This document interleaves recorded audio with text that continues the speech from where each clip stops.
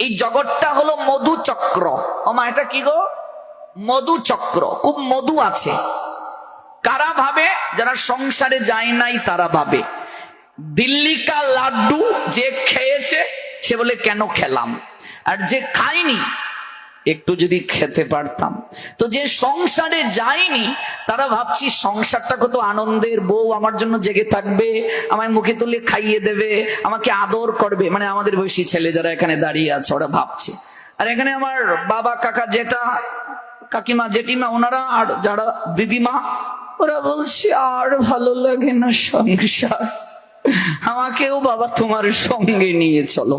মানে যে খায়নি সে বলছে একবার যদি খেতাম কেমন, আর যে খেয়েছে সে বলছে কেন খেলাম রে। মানে দুজনেই পস্তাচ্ছে, বুঝতে পারছো? খেয়েও পস্তায়, না খেয়েও পস্তায়। এরই নাম সংসার। না ভুল বলেছি গো? আচ্ছা, সংসারে আজ পর্যন্ত সুখী কাউকে পেলাম না। আছে নাকি ময়মনসিংহে এত লোক? একটিবার হাত তুলো গো, আমার একটু চরণ দর্শনের বড় ইচ্ছা, দুলি নেওয়ার ইচ্ছা। সবাই সুখী? আচ্ছা, গৌর প্রেমানন্দ। তাহলে সবাই মিলে আমরা উনার চরণেই ধরবো। এই সংসারে কেউই আমরা সুখী নই। একমাত্র দিব্য সুখ ওই ধামে, পরমানন্দময় ধামে।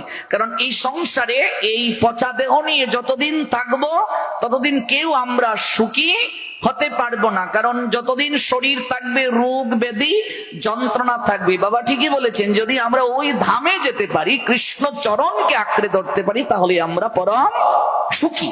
এর আগে আমরা কেউ কখনো সুখী হতে পারবো না। কারণ এই শরীর যতদিন থাকবে কি করে আপনি সুখী থাকবেন? কারণ এই শরীর থাকা মানেই তো রোগ ব্যাধি হবে। সাধুরও হবে, বৈষ্ণবেরও হবে, গুরুদেবেরও হবে, গোসাইয়েরও হবে, প্রত্যেকেরই হবে। এমনকি দেবতাদেরও রোগ হয়, ব্যাধি হয়, যন্ত্রণা হয়। এই যে শনি ঠাকুরকে বসালেন, ওই শনির কোপানলে তার বাবা সূর্যেরও কুষ্ঠ হয়ে গেল। শনির কোপানলে সূর্যের কুষ্ঠ হয়ে গেল।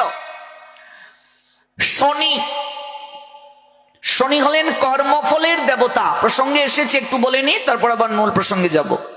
শনি কর্মফলের দেবতা। এক সময় গ্রামে আমরা দেখেছি কুসংস্কার ছিল মানুষের মাঝে। মানে শনি ঠাকুরের তুলসীর তলে শনিবারে সেবা দেয়া হতো। আপনারাও দিয়েছেন কিনা আমি জানি না। তো কি, আতপ চাল আর কলা, আর কিচ্ছু না। তো আমি একদিন মারে বলতাম, কি গো মা, শনিরও তো পেট খারাপ হয়ে যাবো গা, খালি আলু আর চাউল আর কলা চিনি দেও, আর কিচ্ছু শনি খায় না। আবার শনি ঠাকুরের সেবা দিয়া ওই 3 দিকে আততাবা দিয়া, আমরা বাড়ির শনির সেবা আও আও আও, হ্যাঁ, যার যার মনের স্বাদ আগ এলো শনির প্রসাদ। তোমরাও কও মামা, তোমরা লোক দেখো যে আমরা মিল আছে গো। হ্যাঁ, যার যার মনের স্বাদ আগ এলো শনির প্রসাদ। মানে নিমন্ত্রণ করা যাবে না, এরকম একটা মানুষের মাঝে কুসংস্কার বা প্রথা ছিল। তারপর কি এরকম প্রণাম দিত, এরকম প্রণাম। তো আমি বললাম, ও মা ইতা কিতা গো? কয় সাবধান, এই মাথা নিচা করে প্রণাম দিস না, শনি গারো উঠতে যাইব গা। তো আমি বললাম, যে ঠাকুর গারোই উঠতে যায়, এই ঠাকুরের পূজা করার দরকারটা কি? তা গারো উঠতে যায় যে ঠাকুর, শনি নাকি গারো উঠতে যায়? তোমরাও কি তাই এইখানে এইভাবে প্রণাম দেও এখনো? ও মা কয় কি তা?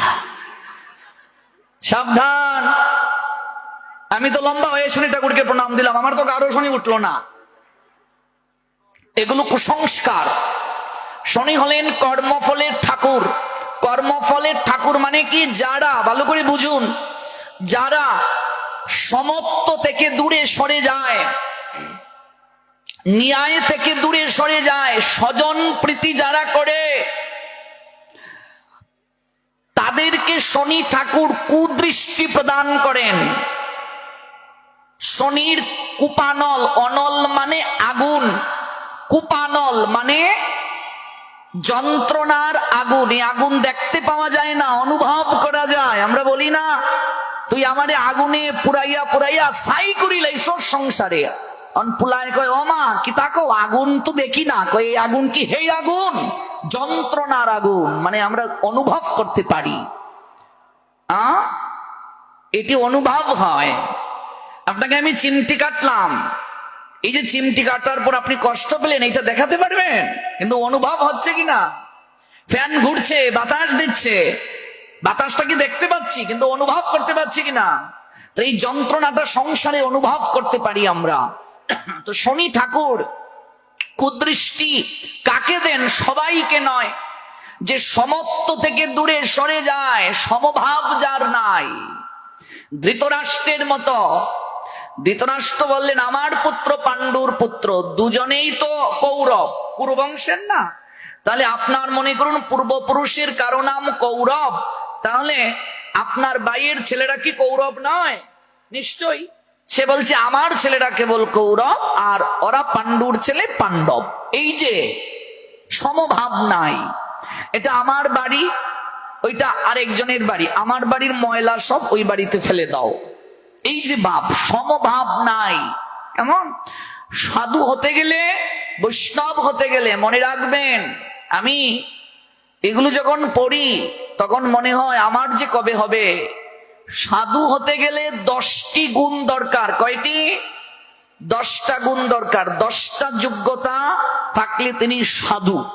সাধু মানে সজ্জন ব্যক্তি, সৎ ব্যক্তি। একজন সাধু বৈষ্ণব নাও হতে পারেন। কেমন? তিনি ভগবানকে আরাধনা না করলেও তিনি সাধু হতে পারবেন। সাধু মানে সৎ ব্যক্তি। একজন ব্রাহ্মণ যিনি, তার 9টি গুণ থাকতে হবে। আর একজন বৈষ্ণব যিনি, তার গুণ থাকতে হবে 26টি। কয়টি? 26টি। এত সহজ নয়। এই জন্য আমি বলি, আমি কেবল প্র্যাকটিস করছি মা, অনুশীলন করছি। জীবনে কোনোদিন আমার ভাগ্যে হবে কিনা জানি না, জানি না গো মা, বহু কষ্ট। আর যিনি ভগবান হবেন তাকে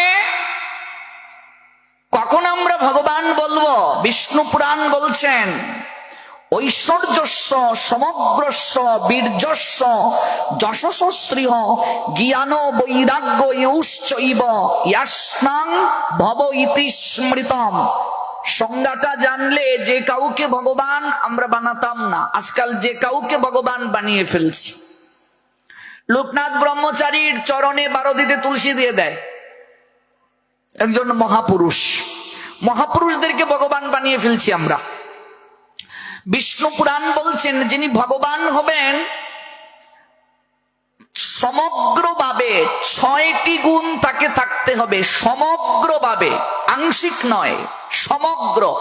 প্রথমটা কি বলছেন? সমগ্র ঐশ্বর্য। এই জগৎ সংসারে আজকে যার ঐশ্বর্য আছে, মনে করেন পৃথিবীর মাঝে উনি হলেন প্রথম ধনী ব্যক্তি। 5 বছর পর উনি কি ধনী ব্যক্তি থাকবেন না? ওনার উপরে আরেকজন হতে পারে।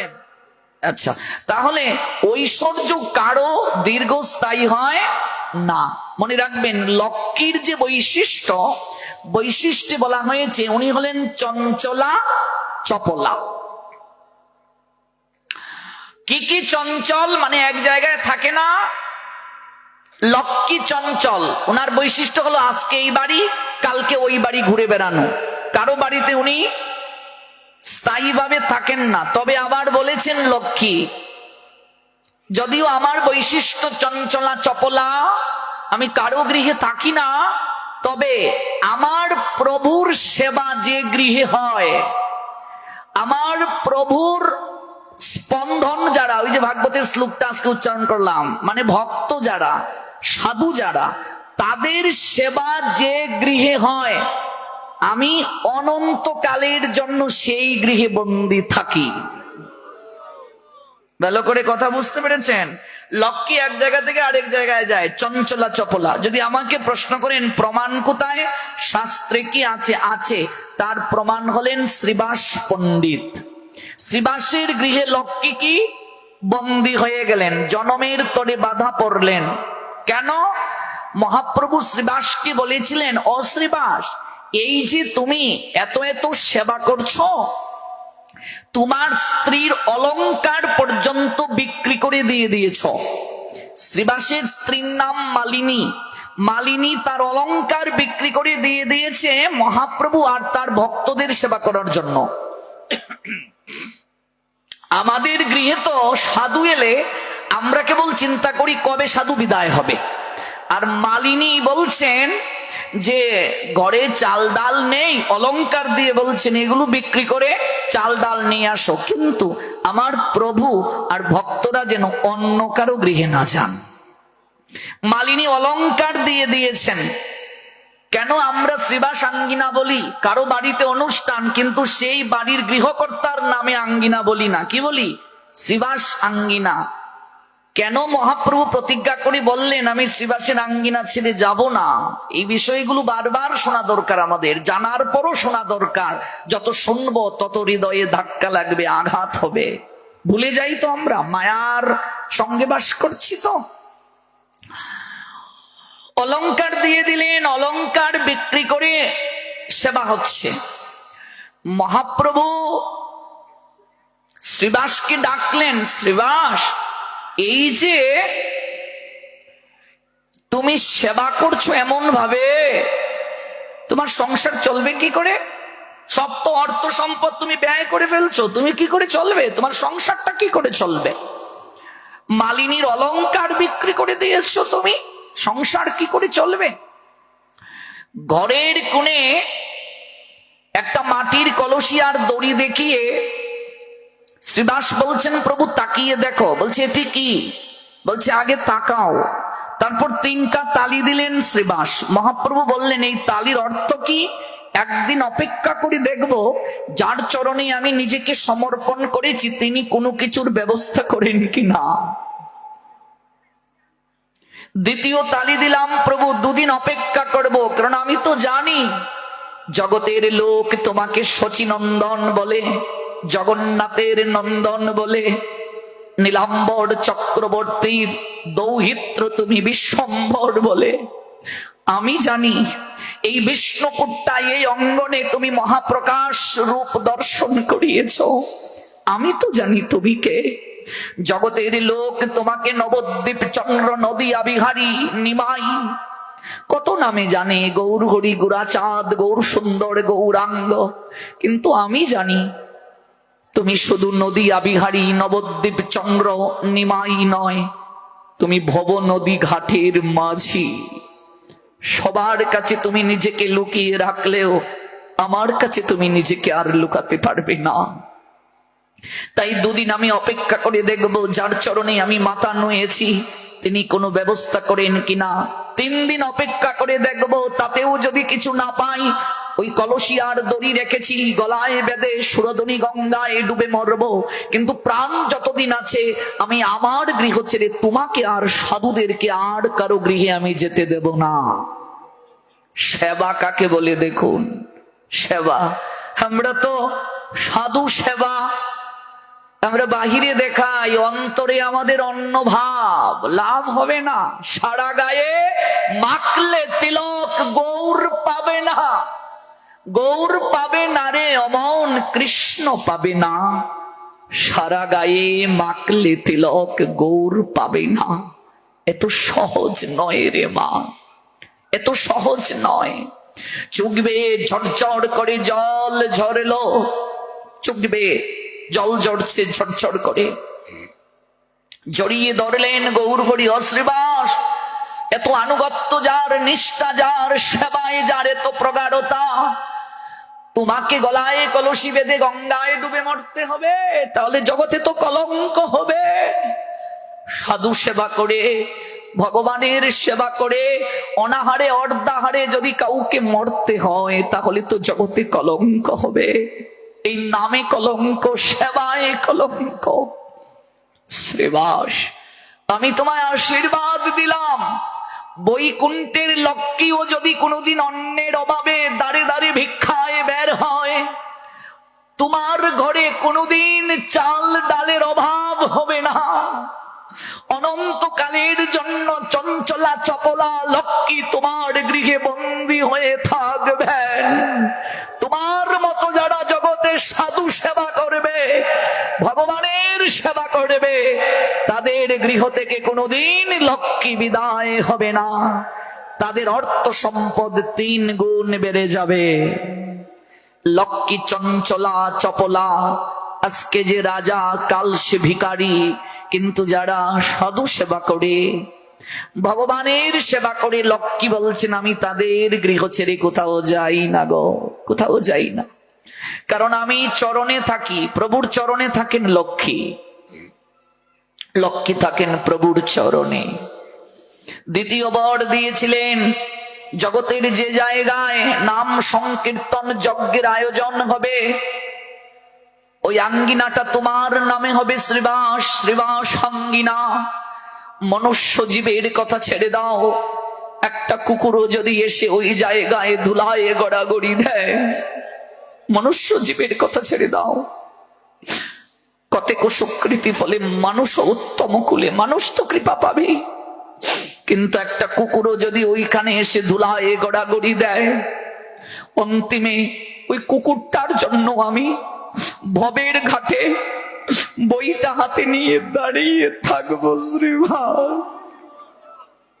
মনুষ্য জীবের কথা ছেড়ে দাও। ওরা তো বহু জন্মের সুকৃতির কারণে মানুষ কুলে জন্ম নেয়, একটা কুকুরও যদি এসে ওইখানে ধুলায় গড়াগড়ি দেয়, একটু যাওয়ার সময় ধুলা মেখে যায়, আমি ওই কুকুরটার জন্য ভবের ঘাটে হাতে বইটা নিয়ে দাঁড়িয়ে থাকবো, চরণ তরিতে তুলে নেয়ার জন্য রে মা।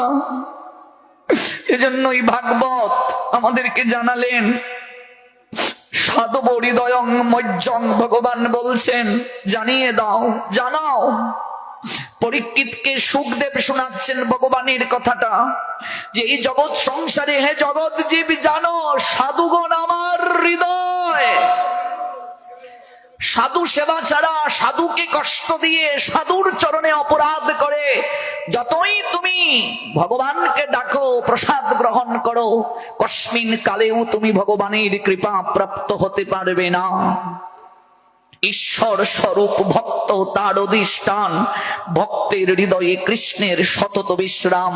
শ্রী শ্রী চৈতন্য চরিতামৃত আদি লীলা প্রথম পরিচ্ছেদ শ্লোক সংখ্যা 30। ঈশ্বর স্বরূপ ভক্ত তার অধিষ্ঠান, ভক্তের হৃদয়ে কৃষ্ণের সতত বিশ্রাম। ভক্তের হৃদয়ে ভগবান সতত বিশ্রাম করেন। বর দিয়ে দিলেন, লক্ষ্মী চঞ্চলা চপলা। লক্ষ্মী চঞ্চল, মন চঞ্চল, এক জায়গায় থাকে না। যৌবন চঞ্চল, ওমা যৌবন কি থাকে গো? স্থায়িত্ব আছে যৌবনে? যৌবন প্রতিদিন নষ্ট হচ্ছে। মানে কি, আমরা একটু একটু করে মৃত্যুর দিকে এগিয়ে যাচ্ছি। শৈশবে একরকম, কৈশোরে একরকম, যৌবনে আরেক রকম, আর বৃদ্ধকালে আরেক রকম। এগুলো তো আমরা দেখতেই পাচ্ছি, আয়নায় তাকালেই মনে হচ্ছে কি ছিলাম, কি হয়ে গেলাম। কেমন? যৌবন চঞ্চল, এক জায়গায় থাকে না, অর্থাৎ দ্রুত গতিতে গমনাগমন করে। কিন্তু বলছেন শোনো, এই যে শরীরের লাবণ্য, এটাও নষ্ট হবে না। এমন একটা জায়গার সন্ধান ভাগবত দিচ্ছেন, ওই জায়গাটা হলো পরম ধাম। এখানে 80 বছরের বৃদ্ধা মাও যদি দেহ রাখে, সঙ্গে সঙ্গে সে 14 বছরের কিশোরীর রূপ ধারণ করে ভগবানের রথে উঠে যাবে। এখানে 90 বছরের বৃদ্ধ দাদুটাও যদি দেহ রাখে, 14 বছরের কিশোরের রূপ ধারণ করে রথে উঠে যাবে। ওই রথের সারথী স্বয়ং অনাদিরাদি শ্রী গোবিন্দ ভগবান। গো দেহ রথে, গো রথি তুমি,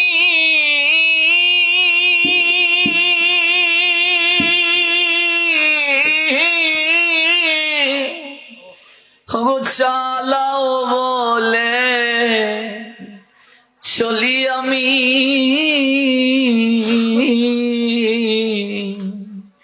গো দেহ রথে, গো রথি তুমি,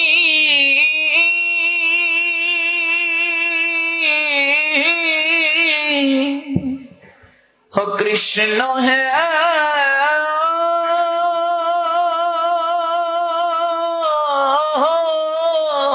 कृष्ण है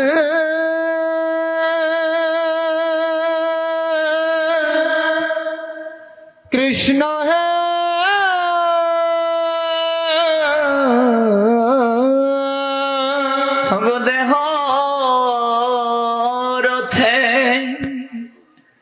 গো রতি তুমি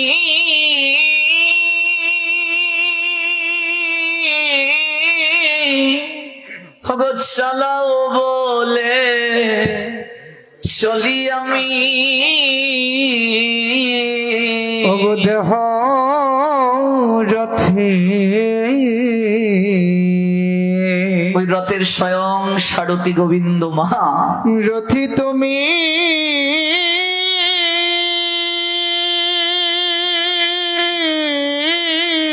হে কৃষ্ণ হে প্রাণ কৃষ্ণ আমার কৃষ্ণ হে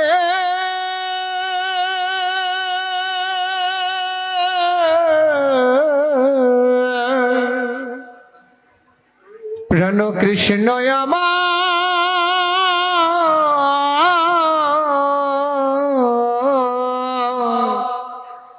দেহ রথি রথি তুমি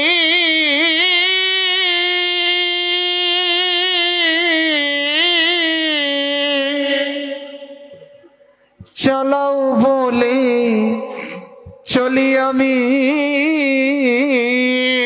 তুমি খাওয়াও বলে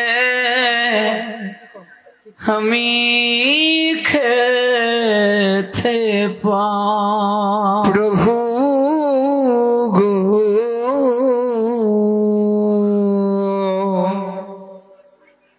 প্রভু গো তুমি খাওয়া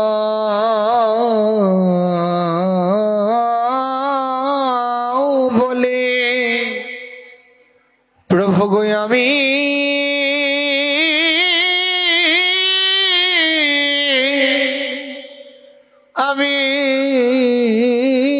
খেতে গো এই ভিক্ষা গো চাই আমি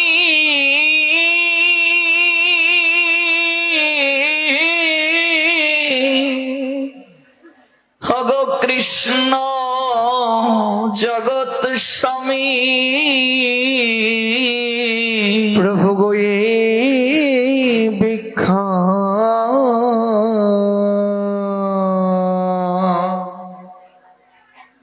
ভিক্ষা চাই আমি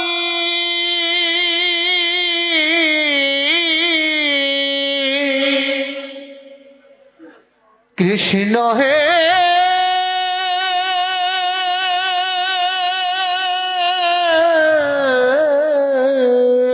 গৌর প্রেমানন্দে প্রাণ কৃষ্ণ আমার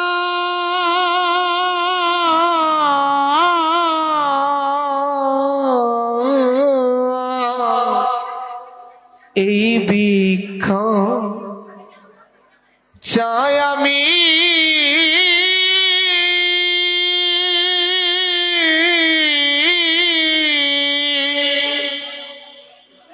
কৃষ্ণ তুমি জগৎ স্বামী আমি অন্তিম কালে চরণে যেন প্রভু গো অন্তিম কালে একটা সাধকের এর থেকে আর কোনো প্রার্থনা হওয়ার নাই। প্রভু গো তোমার রাঙা চরণ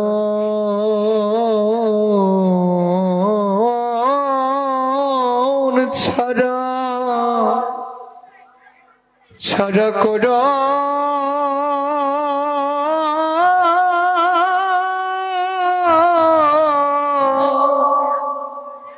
আমায় কর না গো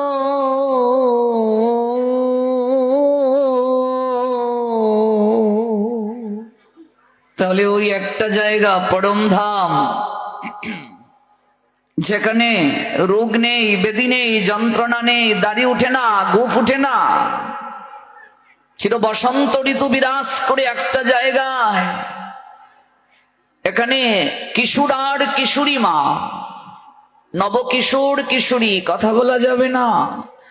ভাগবত শুরু হয়ে গেলে যদি কেউ কথা বলে, শ্রবণে যদি ব্যাঘাত হয়, সকল পাপ অপরাধ তাকে বহন করে নিয়ে যেতে হয়। এই জন্য কষ্ট তো হবেই, যেহেতু নড়াচড়া করার জায়গা নেই, কিন্তু শুনতে হবে কায় মনোবাক্যে। যে যেখানে দাঁড়িয়ে আছি, বসে আছি, দেখতে পাচ্ছি না, শুনতে পাচ্ছি, কেবল শুনতে থাকুন, তাতেও মঙ্গল হয়ে যাবে। গৌর প্রেমানন্দে। বসন্ত ঋতু বিরাজ করে ওই ধাম, ওইখানে যাওয়ার আগ পর্যন্ত কেউ জগতে সুখী না। রোগ ব্যাধি থাকবে, যন্ত্রণা থাকবে, কষ্ট থাকবে। অর্থাৎ ওই জায়গাটায় যাওয়াই হলো জীবনের পরম উদ্দেশ্য, পরম প্রাপ্তি। তাহলে আমি বলেছিলাম যে যিনি ভগবান হবেন, পরমেশ্বর, তাকে সমগ্র ঐশ্বর্য থাকতে হবে। এই জগৎ সংসারে আজকে যার ঐশ্বর্য আছে, কালকে সে ঐশ্বর্য নষ্ট হয়ে যেতে পারে কিনা, কিন্তু ভগবানের ঐশ্বর্য কোনোদিন বিনষ্ট হয় না, সমগ্র ঐশ্বর্য। দ্বিতীয় হলো সমগ্র বীর্য। বীর্য মানে শক্তির আধার। এটা তো আমরা দেখতেই পাচ্ছি, শক্তি দিন থেকে দিন আমাদের কমে যায়, কিন্তু ভগবান অনন্ত যৌবনময়, তার শক্তি নষ্ট হয় না, তিনি কখনো বৃদ্ধ হন না। ভগবান যিনি হবেন তিনি কখনো বৃদ্ধ হন না। ভগবানের কখনো দাড়ি উঠে না, গুফ গজায় না। ভগবান কৃষ্ণের কোন চিত্রপটে দেখেছেন দাড়ি আছে, গুফ আছে? রঘুপতি রামচন্দ্রের কোন চিত্রপটে দেখেছেন দাড়ি আছে, গুফ আছে? মহাপ্রভুর কোন চিত্রপটে দেখেছেন দাড়ি আছে, গুফ আছে? ভগবান বিষ্ণু নারায়ণ তাদের কোন চিত্রপটে দেখেছেন দাড়ি আছে, গুফ আছে? যিনি ভগবান হবেন তার কখনো দাড়ি থাকবে না, গুফ থাকবে না। মহাপুরুষদের অনেক শক্তি, এই 6টা গুণের মাঝে তারাও 1-2টা লাভ করতে পারেন, কিন্তু তারা কখনো ভগবান বলে গণ্য নয়। ভগবান যিনি, তিনি হলেন সর্বশক্তিমান। তারপর হলো সমগ্র যশ, তার যশ নষ্ট হবে না। সমগ্র শ্রী, শ্রী মানে সম্পত্তি, লাবণ্য ইত্যাদি। আর হলো সমগ্র জ্ঞান, সমগ্র বৈরাগ্য। এই 6টা গুণ থাকতে হবে সমগ্রভাবে যিনি ভগবান। আর কৃষ্ণ তিনি হলেন 64 গুণের অধিকারী। কথা বুঝতে পেরেছেন? কৃষ্ণের গুণ তত্ত্বগত দিক থেকে 64টা, ভগবান বিষ্ণুর হলো 60টা। কারণ এগুলো যদি ব্যাখ্যা করতে থাকি তাহলে অল্প সময়ে হবে না। 64 হলো কৃষ্ণের, তিনি 64 কলা পরিপূর্ণ। কেমন? সমগ্র গুণের আধার, জ্ঞানের আধার। কেমন? আর ভগবান বিষ্ণুর 60। তত্ত্বগত দিক থেকে ভগবান কৃষ্ণ থেকেই সকল কিছুর সৃজন হয়েছে। I am the source of all spiritual and material worlds. Everything emanates from me. আমার থেকে সব সৃষ্টি। ভগবান গীতায় বলছেন 10ম অধ্যায় 8 নং শ্লোকে, অহম সর্বস্ব প্রভব মত্ত সর্বম প্রবর্ততে।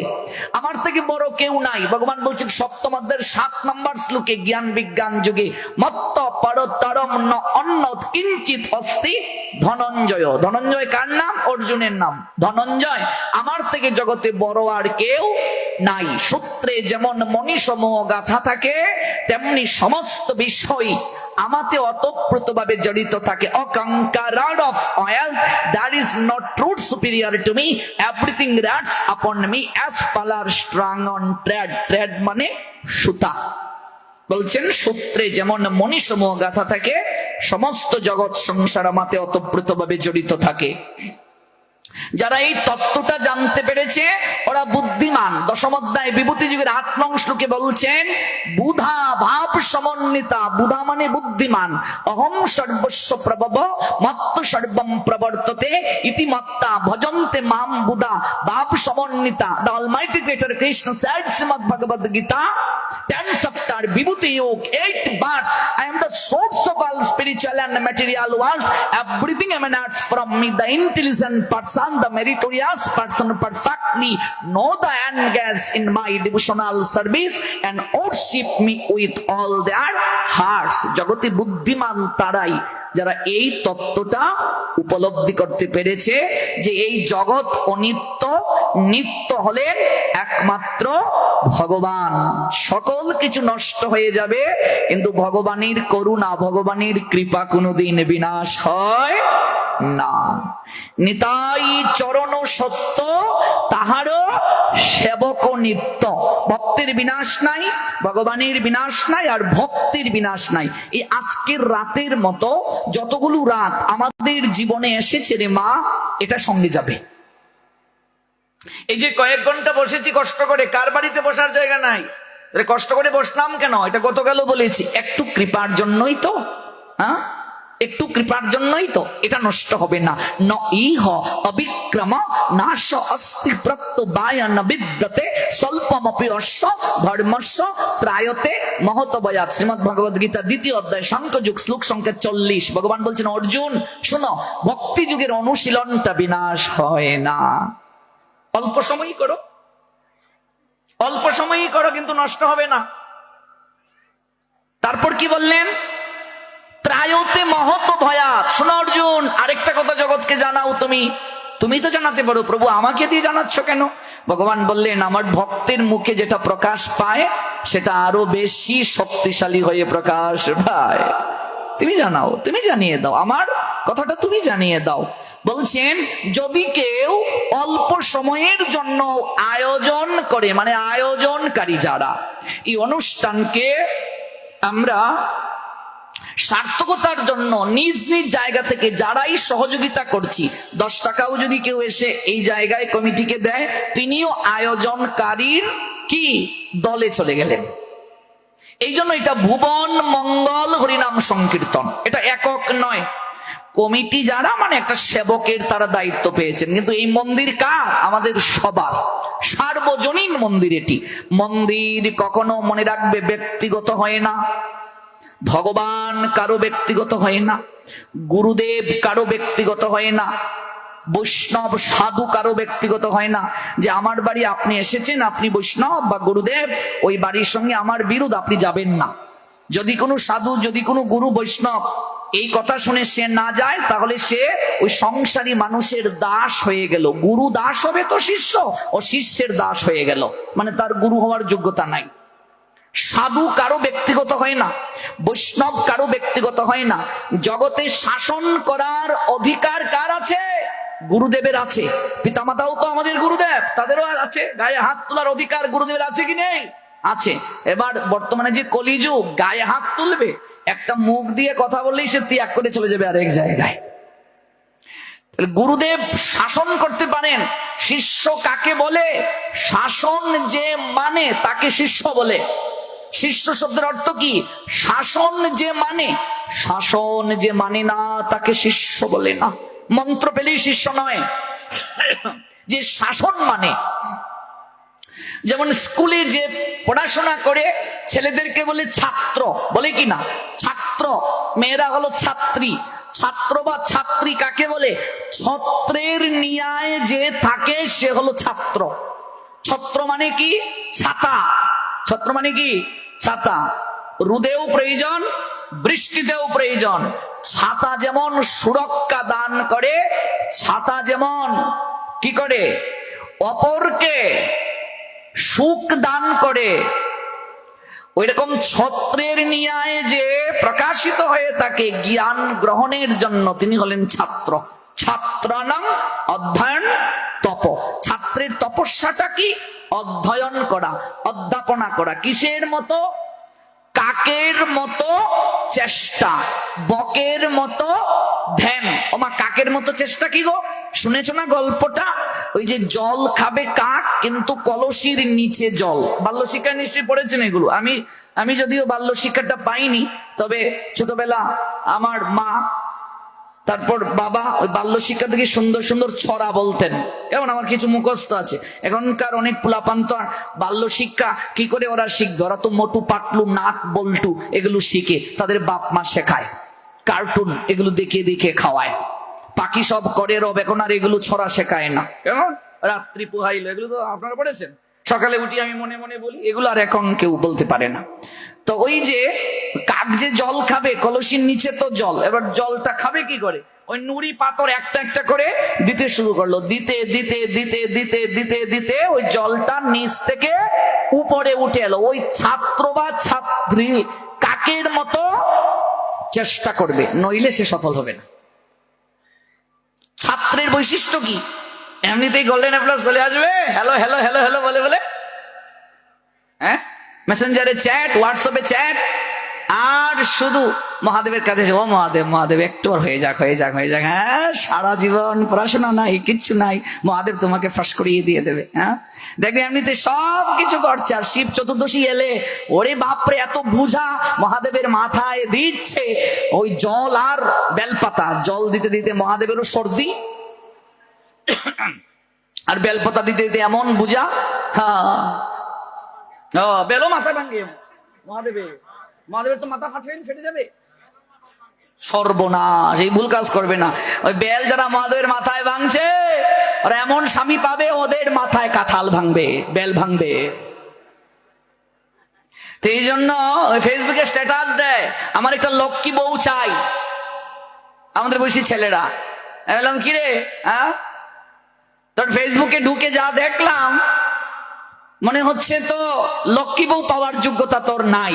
লক্ষ্মী কার কাছে থাকে জানিস? বলছে নারায়ণের কাছে। আমি বললাম তুই তো অসুরের মতো আচরণ করছিস, তো তোর কাছে লক্ষ্মী আসবে কি করে? আগে নারায়ণ হো, আপনা থেকেই লক্ষ্মী বউ পাবে। তো তুমি সতী হবে না, আর চতুর্দশীতে গিয়ে শুধু জল ঢালবে মাথায়, তোমার কপালে মহাদেব চলে আসবে। মহাদেবের মতো স্বামী পেতে গেলে আগে সতীর মতো সাধনা দরকার, পার্বতীর মতো সাধনা দরকার, চরিত্রকে সৎ রাখা দরকার, তাহলে মহাদেবের ন্যায় স্বামী হবে। মাথায় বেল ফাটালেও লাভ হবে না, ডাবের জল দিলেও লাভ হবে না, দুধ আর বেল পাতা দিলেও লাভ হবে না। কাকের মতো চেষ্টা, বকের মতো ধ্যান। বকের মতো ধ্যানটা কি? দেখবে বক, বক মানে বুঝো, বগলা বুঝো? বক দেখবে গাছের ডালে এমন করে বসে আছে, কিচ্ছু বুঝে না। কানি বগলা ছিল, এলাকান বই আছে একসঙ্গে। যখনই মাছটা বাসলো, এই যে বইয়া রইছে বেডা, কোন দিন মাছ বাসবো এই চিন্তা তার নাই, বইয়াই রইছে। এটার নাম সাধনা, এটার নাম ধ্যান।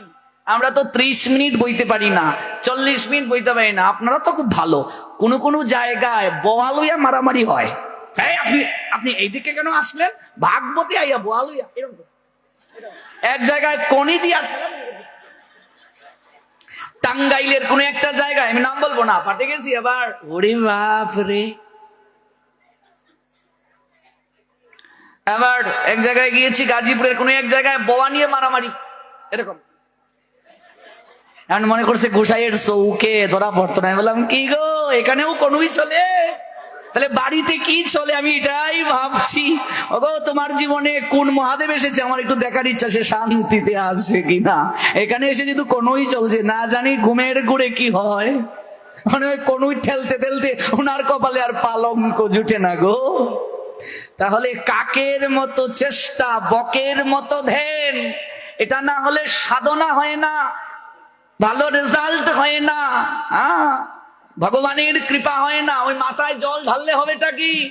ওই বেলপাতা দিলে হবেটা কি? দেখবে শিব চতুর্দশীতে সবাই ছুটছে, খুব ভালো, খুব ভালো লক্ষণ এটা। মহাদেব খুব সহজে আমাদেরকে প্রেম ভক্তি দান করতে পারেন। মহাদেবের কাছে ভালো বউ আর ভালো জামাই পাওয়ার বাসনা যারা করে, ওরা ভুল করছে। মহাদেব খুব সহজে আমাদের কৃষ্ণ ভক্তি দান করতে পারেন, কৃষ্ণ প্রেম দান করতে পারেন। এই জন্য আমরা যারা বৈষ্ণব হওয়ার চেষ্টা করছি, সাধু হওয়ার চেষ্টা করছি, আমরাও শিব চতুর্দশী পালন করি কিনা? করি। আমাদের চাওয়াটা কি? তুমি কৃষ্ণ প্রেম দান করো, ভক্তি দান করো, বিষয় বাসনা থেকে ওই সৎচিৎ আনন্দ ধামে যাওয়ার ব্যবস্থা করো। আর ভালো লাগে না, জনম মরণ চাই না প্রভু, তোমার পদে শরণ নিলাম। কবে? বৃন্দাবনের পথে পথে গাইব রাধা নাম। আমার কবে সেই দিনটা হবে? মহাদেব খুব সহজে দিয়ে দিতে পারেন গো মা। শিব চতুর্দশীতে মনে রাখবে মহাদেবের মন্দির কয়বার পরিক্রমা করতে হয়? কয়বার? অর্ধেক বার। অর্ধেকটা কি? ডান দিক থেকে গেলে আবার ওই দিক থেকে এলে, এই হলো অর্ধেক। না, প্রহরে প্রহরে পুজোর ব্যবস্থা আছে। প্রহরে প্রহরে পুজো, যারা সমর্থ ওরা প্রহরে প্রহরে পুজো করবে, এটা সমর্থ ব্যক্তিদের জন্য। আর যারা পারে না ওরা একবারও করতে পারে, কিন্তু যারা পারে ওরা প্রহরে প্রহরে পুজো করবে, উপবাস থাকবে, জল ঢালবে। আর যেহেতু শিব মন্দির প্রসঙ্গে এসেছে, আরেকটা কথা বলে নি, শ্রাবণ মাস শিবের জন্ম মাস। কোন মাস? আমারও শ্রাবণে জন্ম। তো শ্রাবণ মাসে শিবের জন্মবারের নাম কি গো? সোমবার। এখানে অনেকেই যাদের সোমবারের জন্ম তারা হাসতেছে, খুশি হচ্ছে। কেমন? তপনপুরের সোমবারের জন্ম? বা খুব ভালো, খুব ভালো। তাহলে সোমবার, সোমবারে হলো শিবের জন্ম। এই জন্য শিবের একটা নাম হলো সোমনাথ। কি নাম গো? সোমনাথ। আরেকটা নাম হলো সোমেশ্বর। কেমন? সোম যুগ ঈশ্বর। সোম নামক একটা পানীয় দ্রব্য আছে, আমরা এদিকে আজকে যাচ্ছি না। তো এখানে যারা মায়েরা, তাদের উদ্দেশ্যে কথাটা বলছি, আগামী শ্রাবণেই কাজটা করবে। এই যে শ্রাবণ মাস, এক মাসে কয়টা সোমবার পাবে? 5টা, তাই তো? ও, আমি আবার অঙ্ক একটু কম বুঝি। 4টা সোমবার পাবো। কটা? 4টা। এই 4টা সোমবারে মানে শিবের আবির্ভাবে, যদি সংসারে কেউ ভালো থাকতে চায়, স্বামী সোহাগিনী হয়ে থাকতে চায়, বা যারা কৃষ্ণ প্রেম ভক্তি আমরা লাভ করতে চাই, উভয়ের ক্ষেত্রেই প্রযোজ্য। মায়েরা সবুজ রঙের শাড়ি পরবে। কি পরবে? সবুজ রঙের শাড়ি, হাতে সবুজ কাচের চুড়ি। কেমন? এক মাসেই পরবে শ্রাবণ মাস। পুরো শ্রাবণ মাসেই সবুজ কাচের চুড়ি পরবে, সবুজ শাড়ি, সবুজ ব্লাউজ, সব সবুজ ম্যাচ করে পরো। কারণ সবুজ রঙের সকল কিছু পরে পার্বতী মহাদেবকে সন্তুষ্ট করেছিলেন। এই জন্য মহাদেব শ্রাবণ মাসে যদি এগুলো কেউ পরে তিনি খুব সন্তুষ্ট হন। এবার সেজে গুজে যাও, মহাদেবের জন্য একদিন সাজো, এটাই তো নিয়ম। ঠাকুরের জন্যই সাজা উচিত, ভগবানের জন্যই সাজা উচিত। তারপর 4টা সোমবারে প্রভুর সেবা করো, প্রার্থনা করো কৃষ্ণ প্রেম ভক্তি প্রাপ্তির, প্রার্থনা করো পরিবারের সবাইকে নিয়ে যেন কৃষ্ণ সেবা করে সুখে থাকতে পারো, আনন্দে থাকতে পারো। সংসারটাই হবে বৈকুণ্ঠের বাগান। মহাদেব খুব সহজে কৃপা করেন, মহাদেব বিচার করেন না। মহাদেবের এই জন্য আরেকটা নাম হলো আশুতোষ। অল্পতেই তুষ্ট হয়ে যান, এত বিচার নাই। একমাত্র মহাদেবেই যাকে খুব সহজে সন্তুষ্ট করা যায়। বুঝতে পেরেছো মা? খুব সহজে সন্তুষ্ট করা যায় মহাদেব। দেখুন, মহাদেব এতটা বৈরাগ্যের অধিকারী, তিনি সাধনার স্থান রূপে বেছে নিলেন শ্মশান। আমরা শ্মশানে যেতে চাই না, আর মহাদেব শ্মশানেই বেছে নিলেন স্থান। একজন লোক মারা গেল, এবার হরিনাম করে করে তাকে তো শ্মশানে নিয়ে যায়। এবার যারা যাবে শ্মশানে ওরা গিয়ে হরিগুণ গান করবে, বিষয়ের চিন্তা করবে না। তো মহাদেবও পিছনে পিছনে ছুটলেন, তিনি তো শ্মশানে এলেন। তিনি বললেন, আহা দেখছেন, ওরে ওরা তো সব বিষয়ের চিন্তা করছে রে, যারা শ্মশান বন্ধু হয়ে এলো। কেউ কেউ বলছে, আমি তো কাপড় চোপড় পরে অফিসে যাওয়ার জন্য রেডি হয়ে গিয়েছিলাম, হঠাৎ শুনলাম মরে গেছে, তাই একটু কাঠ দিতে এলাম। আর কেউ কেউ দেখবেন কেবল কাগজে কাষ্টজ্ঞাতি নামটা লিখিয়ে এইভাবে চলে আসে, মানে খাওয়ানোর জন্য একটা ব্যবস্থা হয়ে গেল, মানে লিস্টে নাম লিখিয়ে দৌড়। একেবারে যজ্ঞ শেষ পর্যন্ত কয়েকজনকেই পাওয়া যায়। আবার কেউ কেউ দেখবেন বিড়ি টানছে, কেউ আবার মদ খাচ্ছে, কেউ মিষ্টি খাচ্ছে। এগুলো শ্মশানে করা যাবে না। তো মহাদেব বলেন, ওরে হরিনাম করছিলে, আমি পিছনে পিছনে এলাম, এই নাম শ্রবণের জন্য তোরা বিষয়ের কথা বলছিস, থাক, তোরা বিষয় বিষ্ঠা কূপে থাক। কিন্তু যার জন্য তোরা একবার হলেও হরিনাম করলি, ভালো করে কথাটা বুঝবেন, যার জন্য, কার জন্য? ওই মরা লোকটার জন্য। মরা লোকটার জন্যই তো আমরা একবার হলেও বলি, বলো হরি, একবার হলেও তো বলি। যার জন্য হরিনাম করলি তাকেই প্রণাম দিলাম আর তার বর্ষটা গায়ে মাখলাম। কত করুণাময় দেখুন। মহাদেব বর্ষ গায়ে মাখেন। প্রথম অর্থটা হলো এই শরীরের গতি হলো ছাই। বর্ষ মানে কি? ছাই। এক মুঠো ছাই হয়ে যাবে। রূপবান রূপবতী, গুণবান গুণবতী, প্রত্যেকেই ছাই হয়ে পড়ে থাকবে। যে যারা ক্ষমতার অহংকার দেখায়, যাও শ্মশান ঘুরে আসো, তোমার থেকে অনেক ক্ষমতাধর এখানে ছাই হয়ে আছে। যারা বিল্ডিং এর অহংকার করে, বাড়ির অহংকার করে, এই ওই অহংকার করে, যাও তোমার স্থান কোথায় দেখে আসো। যারা অনেক জ্ঞানের বৈরাগ্যের বাহাদুরি করে, যাও তোমার থেকে কত জ্ঞানবান ওই জায়গায় ছাই হয়ে আছে, ঠিক কিনা? অনেক রূপবতী বা তার রূপের অহংকারে পা মাটিতে ফেলে না, যাও তোমার থেকে কত সুন্দরী, কত সুন্দর ওই জায়গায় ছাই হয়ে আছে। মহাদেবের মতো সুন্দর জগতে কেউ আছে নাকি? হ্যাঁ, মহাদেবের মতো সুন্দর কেউ নাই। তার একটা নাম সুন্দর আনন্দ। মহাদেব হলেন চির সুন্দর। মহাদেবের মতো নাচ জগতে কেউ পারে নাকি? তার একটা নাম নটরাজ। মহাদেব এত সুন্দর, এত সুন্দর মহাদেব, ছাই মাখেন কিন্তু এত সুন্দর। মহাদেবের মতো সুন্দর কেউ নেই। মহাদেব নৃত্যে এত পারদর্শী, এই জন্য তিনি নটরাজ নৃত্যের মাধ্যমে ভগবানকে প্রাপ্ত হয়ে গেলেন। ধুতুরা ফুল তার প্রিয় মহাদেবের। ত্রিশূল তিনটা গুণের প্রতীক, সত্য রজতম, আধ্যাত্মিক আদি ভৌতিক আদি দৈবিক, তিনটা দুঃখের প্রতীক। যারা মহাদেবের নাম করে গাঁজা খায় ওদেরকে এই শুল দ্বারা বিদ্ধ করবেন। কিছু লোক আছে দেখবে মহাদেবের নাম করে গাঁজা খায়, ওই গাঁজাখুরিরা ওরা গাঁজা খাবে, নাম দিচ্ছে মহাদেবের, এই জন্য ওদের শাস্তি সবচেয়ে বেশি হবে। আবার কিছু দেখবে কুলাঙ্গারের দল, ওরা গান লিখেছে, গান গায়, গাঞ্জার চিরল চিরল পাত, গাঞ্জা খাইয়া মগ্ন হইয়া নাচে ভুলানাথ। যা খুশি তাই গান গায়, গান করে, কিন্তু কেউ প্রতিবাদ করে না, ওদের বেশি শাস্তি হবে। যারা মহাদেবের নাম করে গাঁজা খাচ্ছে ওরা বলে মহাদেবের প্রসাদ। ওদেরকে যদি প্রশ্ন করা হয়, মহাদেব তো বিষ গ্রহণ করেছিলেন, বিষটাও তো প্রসাদ, একটু গ্রহণ করো, এটাও তো প্রসাদ। এই জন্য মহাদেবের একটা নাম কি? নীল কণ্ঠ। খাও, বিষ খাও। তুমি তো মহাদেবের ভক্ত, বিষ তো প্রসাদ, বিষ খেয়েছিলেন তিনি। ও মহাদেব বিষ খেলে নীলকণ্ঠ, আর তুমি বিষ খেলে বলো হরি হরি বল। কাজে এইরকম মহাদেবের নাম করে গাঁজা খাওয়া ছাড়ো। এমনিতে গাঁজা খাচ্ছ, খাও, খেয়ে 28 প্রকার নরকের মাঝে একটা নরক আছে, ওই জায়গায় যাবে। কিন্তু মহাদেবের নাম করে যারা খাচ্ছ আরো বেশি খাবে। এই শুল এই জন্য হাতে। এই দেখ, আমি যেমন স্ত্রী সুহাগিনী, আমি যেমন খুব সহজে প্রেম ভক্তি দান করি, কিন্তু আমি যদি একবার রেগে যাই, হ্যাঁ, তাহলে এই বিশ্ব ব্রহ্মাণ্ড প্রলয় হয়ে যায়। আমি যদি রেগে যাই, তৃতীয় চোখ থেকে আগুন বেরুতে থাকে। এই জন্য তার একটা নাম ত্রিনয়ন, আর দুর্গার একটা নাম ত্রিনয়নী। মহাদেবের একটা নাম পঞ্চানন, পঞ্চ আননে তিনি হরিগুণ কীর্তন করেন। পঞ্চ আনন, পঞ্চ আননে হরিগুণ গান করেন। তিনি ভুলেবালা, সহজ সরল। ওকে যদি একবার কেউ চেতিয়ে দেয় তাহলে হবে।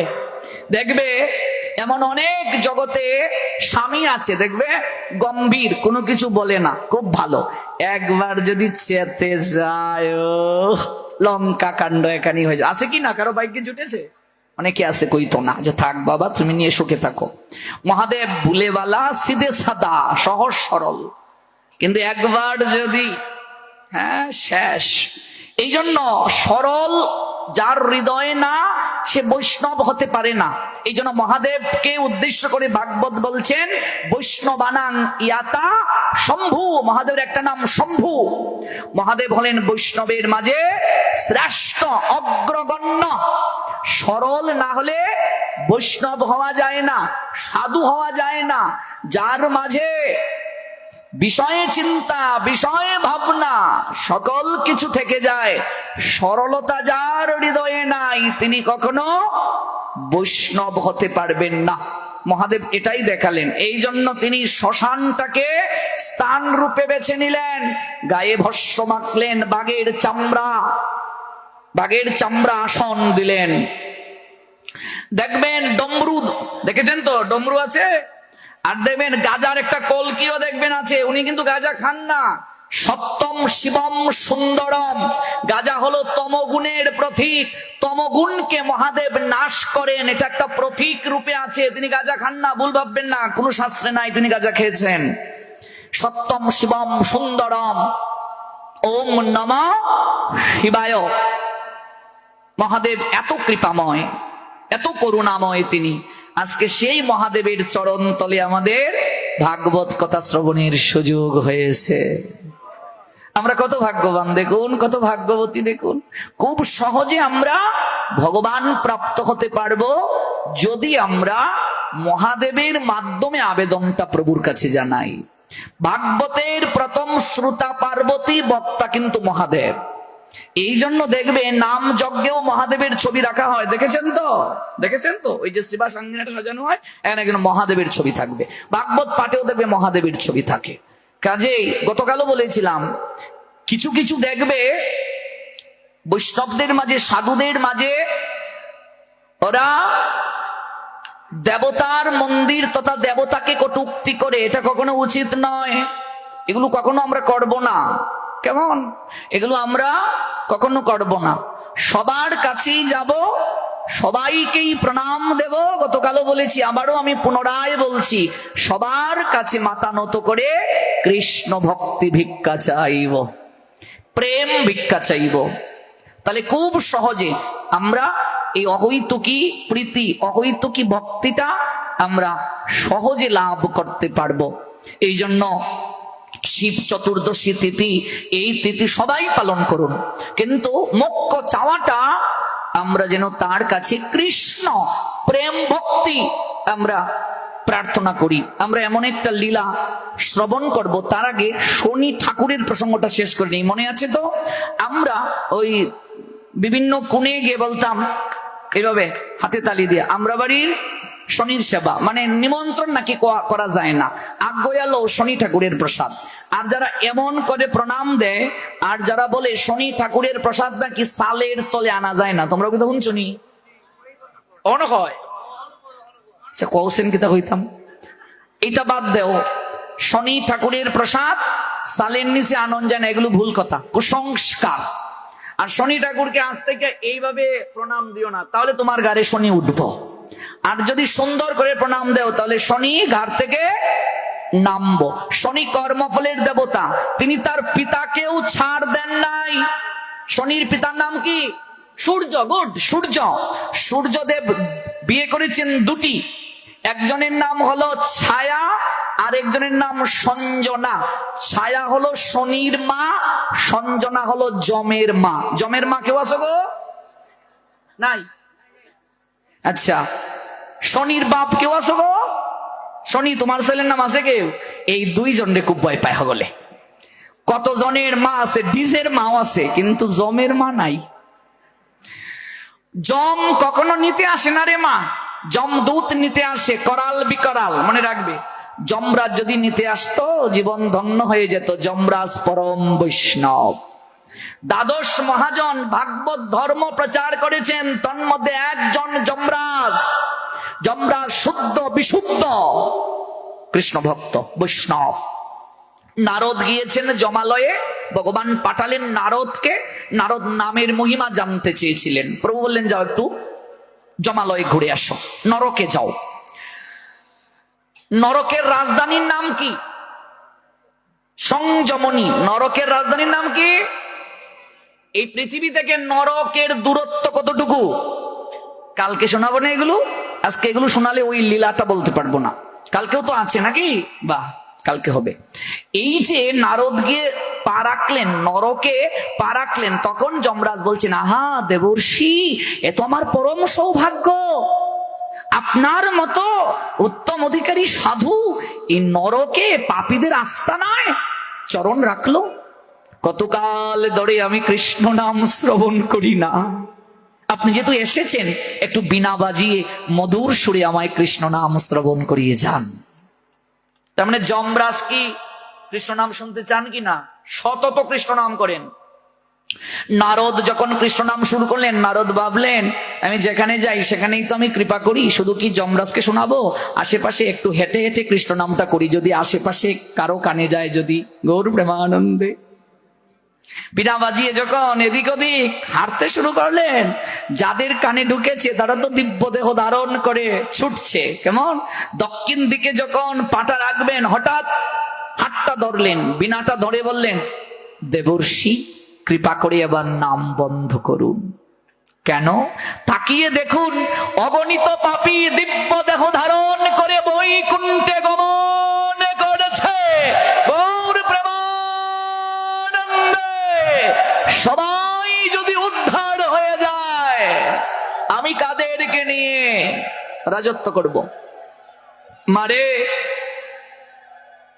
অগণিত ছিল, সবাই গেল না কেন? হ্যাঁ, যাদের কানে গেল। হাজার হাজার ঢ্যাং ঢ্যাং করে ভাগবতে আসবে, কি গো শিবানন্দের মা, রাহুল কৃষ্ণ আইছে, লও আমিও যাইমু, ভালো লক্ষণ। কিন্তু ওই জায়গায় এসে কানটা, মনটা, শরীরটাকে এক করতে হবে মা, নইলে কষ্ট করে যে বসলাম এটা কিন্তু হবে না। অনেকেই তো ছিল, সবাই গেল না কেন? নারদ তো সবার জন্য হরিনামটা করলেন, সবাই কেন গেল না? সবাই তো আর শুনতে পায়নি রে মা, এটাই হলো আসল কথা। তাহলে যমরাজ সাধারণ কেউ নয়, যমদূত নিতে আসে, যমরাজ নিতে আসে না। এই যে যমের মাও যদি কেউ হও তাহলে মঙ্গল আছে, শনির মাও যদি কেউ হও, শনির বাবা বা যমের বাবা, তাতেও মঙ্গল। আমরা এই দুই ঠাকুরকে ভয় পাই, শনি আর যম। ভয় পেও না, ওই ভয় কাটানোর জন্যই বলছে। আর শনি ঠাকুরও যেহেতু আছেন, তারও একটু লীলা আস্বাদন করা উচিত কিনা, এই জন্য আমরা কখনো শনির প্রসাদ চালের নিচে আনবো না, এই কুসংস্কার থেকে বের হয়ে আসব। আমরা শনি ঠাকুরকে প্রণাম দিতে গিয়ে আমরা হাঁটু গেড়ে প্রণাম দেব না, এইভাবে প্রণাম দেব, এগুলো একটা কুসংস্কার। ওই সূর্য বিয়ে করলেন শনির মাকে, অর্থাৎ কাকে? ছায়াকে। যখন শনির জন্ম হলো, শনির গায়ের বরণটা কেমন? এখানে তো নীল দেয়া হলো, কিন্তু মূলত শনি একটু কৃষ্ণাঙ্গ, একটু কালো। তো সূর্যদেব তো অনেক সুন্দর, কাঁচা সোনার মতো। কথা বলবেন না, যে যেখানে আছেন ওইখান থেকেই দক্ষিণা দেবেন। সূর্যদেব শনিকে পছন্দ করলেন না, তিনি শনিকে ত্যাগ করলেন। আচ্ছা, আপনি তো বাবা, আপনার একটা ছেলে যদি কালো হয়, আপনি কি তাকে ত্যাগ করবেন, ফেলে দেবেন? এটা তো উচিত নয়। এবার শনি বলছে, একটু যখন বড় হলো, তার মাকে বলছে আমরা বাবার কাছে না থেকে আলাদা কেন? মা তখন দুঃখের কথাটা খুলে বললেন। তখন শনি বললেন, যে পিতা কালো হওয়ার কারণে আমাকে ত্যাগ করলেন, পিতৃ হৃদয়ের স্নেহ থেকে আমায় বঞ্চিত করলেন, সেই পিতার হৃদয়ে সমতা নাই। এই জন্য তার পিতাকে পর্যন্ত তিনি কুদৃষ্টি প্রদান করলেন। ভালো করে কথা বুঝবেন, লক্ষ্য বুঝবেন। শনি ঠাকুরের মন্দিরে এলাম আর চাল দিয়ে গেলাম গা, কলা দিয়ে গেলাম গা শনিবারে, তাহলে মঙ্গল হবে না। আগে জানতে হবে তার আদর্শটা। মানে তিনি তার বাবাকেও ছাড় দেন নাই। যারা সম আচরণ করবে না তারা শনির কোপানলে পড়বে। হলোটা কি? শনির কোপানলে পড়ে কুষ্ঠবেদী হয়ে গেল, সূর্যদেবের গায়ে কুষ্ঠ হয়ে গেল। এদিকে সঞ্জনার ঔরসজাত সন্তান হলো যম। তাহলে যম আর শনির মাঝে সম্পর্কটা কি? ভাই, বই মাত্রেও ভাই। শনি জ্যেষ্ঠ, যম কনিষ্ঠ। এবার যম গিয়ে শনির কাছে প্রার্থনা নিবেদন করলেন, দাদা তিনি তো পিতা, তার কুষ্ঠ হয়েছে, সারিয়ে তুলানোর দায়িত্ব আমাদের। শনিকে সন্তুষ্ট করলেন। শনি তখন যমরাজকে নিয়ে সূর্যদেবের কুষ্ঠ বেদি ভালো করলেন। তখন সূর্যদেবের সমস্ত জ্যোতি যখন সুস্থ হলেন, ক্রোধের জ্যোতিটা গিয়ে পড়লো মকরের উপরে। মকর, এই ঘরটার নিচে শনি ছায়া বসবাস করতেন। ওই মকরের উপরে যখন পড়লো ঘরটা পুড়ে গেল। শনির কুদৃষ্টিতে মনে রাখবে আগুন লাগে, ভালো করে জেনে যাও। শুধু সংসারে আগুন লাগে, গৃহে আগুন লাগে না, দেহের মাঝেও আগুন লাগে। দেহে আগুন লাগা মানে কি? স্বাস্থ্য কমে যাবে, একটার পর একটা ব্যাধি হবে। আমরা বলি না আমার এখন শনির দশা চলছে, বলি কি না? ব্যবসায় মন্দা হবে। ব্যবসায়ী যারা আছো, শনি আর রাহু, আরেকবার রাহুর প্রসঙ্গটা বলবো। শনি রাহু এগুলো জানতে হবে, বুঝতে হবে। সংসারে আগুন জ্বলে, শরীরে মনে আগুন জ্বলে, ব্যবসা বাণিজ্যে আগুন জ্বলে। আগুন মানে আগুন লাগা নয়, মন্দা হওয়া। কেমন? অর্থবিত্ত বৈভবের হানি হওয়া। এবার ওই ঘরটার মাঝে যখন আগুন জ্বলে গেল, পুড়ে ছাই হয়ে গেল, ওই একটা লোহার বাক্স, তার উপরে ঢাকনা, আগেরকার বড় বড় বাড়িগুলোতে দেখবেন এরকম ছিল। ওই ঢাকনাটা তুললেন শনি, পুড়ে সব ছাই হয়ে গেল। অবশিষ্ট রইল ওই বাক্সের ভেতরে কিছু তিল। তখন শনি ওই তিলটা সর্বপ্রথম সূর্যকে প্রণাম দিল, দিয়ে নিবেদন করলো। এই দিন পিতা পুত্রের শত্রুতা শেষ হলো, পিতা পুত্রের মিলন হলো। এটাকে বলে তিল সংক্রান্তি। কোন দিন হলো? পৌষ সংক্রান্তির দিন। কথা বুঝতে পেরেছ? এই জন্য পৌষ সংক্রান্তির দিন শনি মন্দিরে তিলের নাড়ু যারা দেবে তারা শনির দশা থেকে মুক্ত হবে। গৌর প্রেমানন্দে। সূর্যের উদ্দেশ্যে যারা তিল দেবে ওরা কৃপা পাবে। তিলের নাড়ু ছাড়া, তিল ছাড়া পৌষ সংক্রান্তি হয় না। এগুলো শুনেছ মায়েরা? তিলের নাড়ু দিতেই হবে।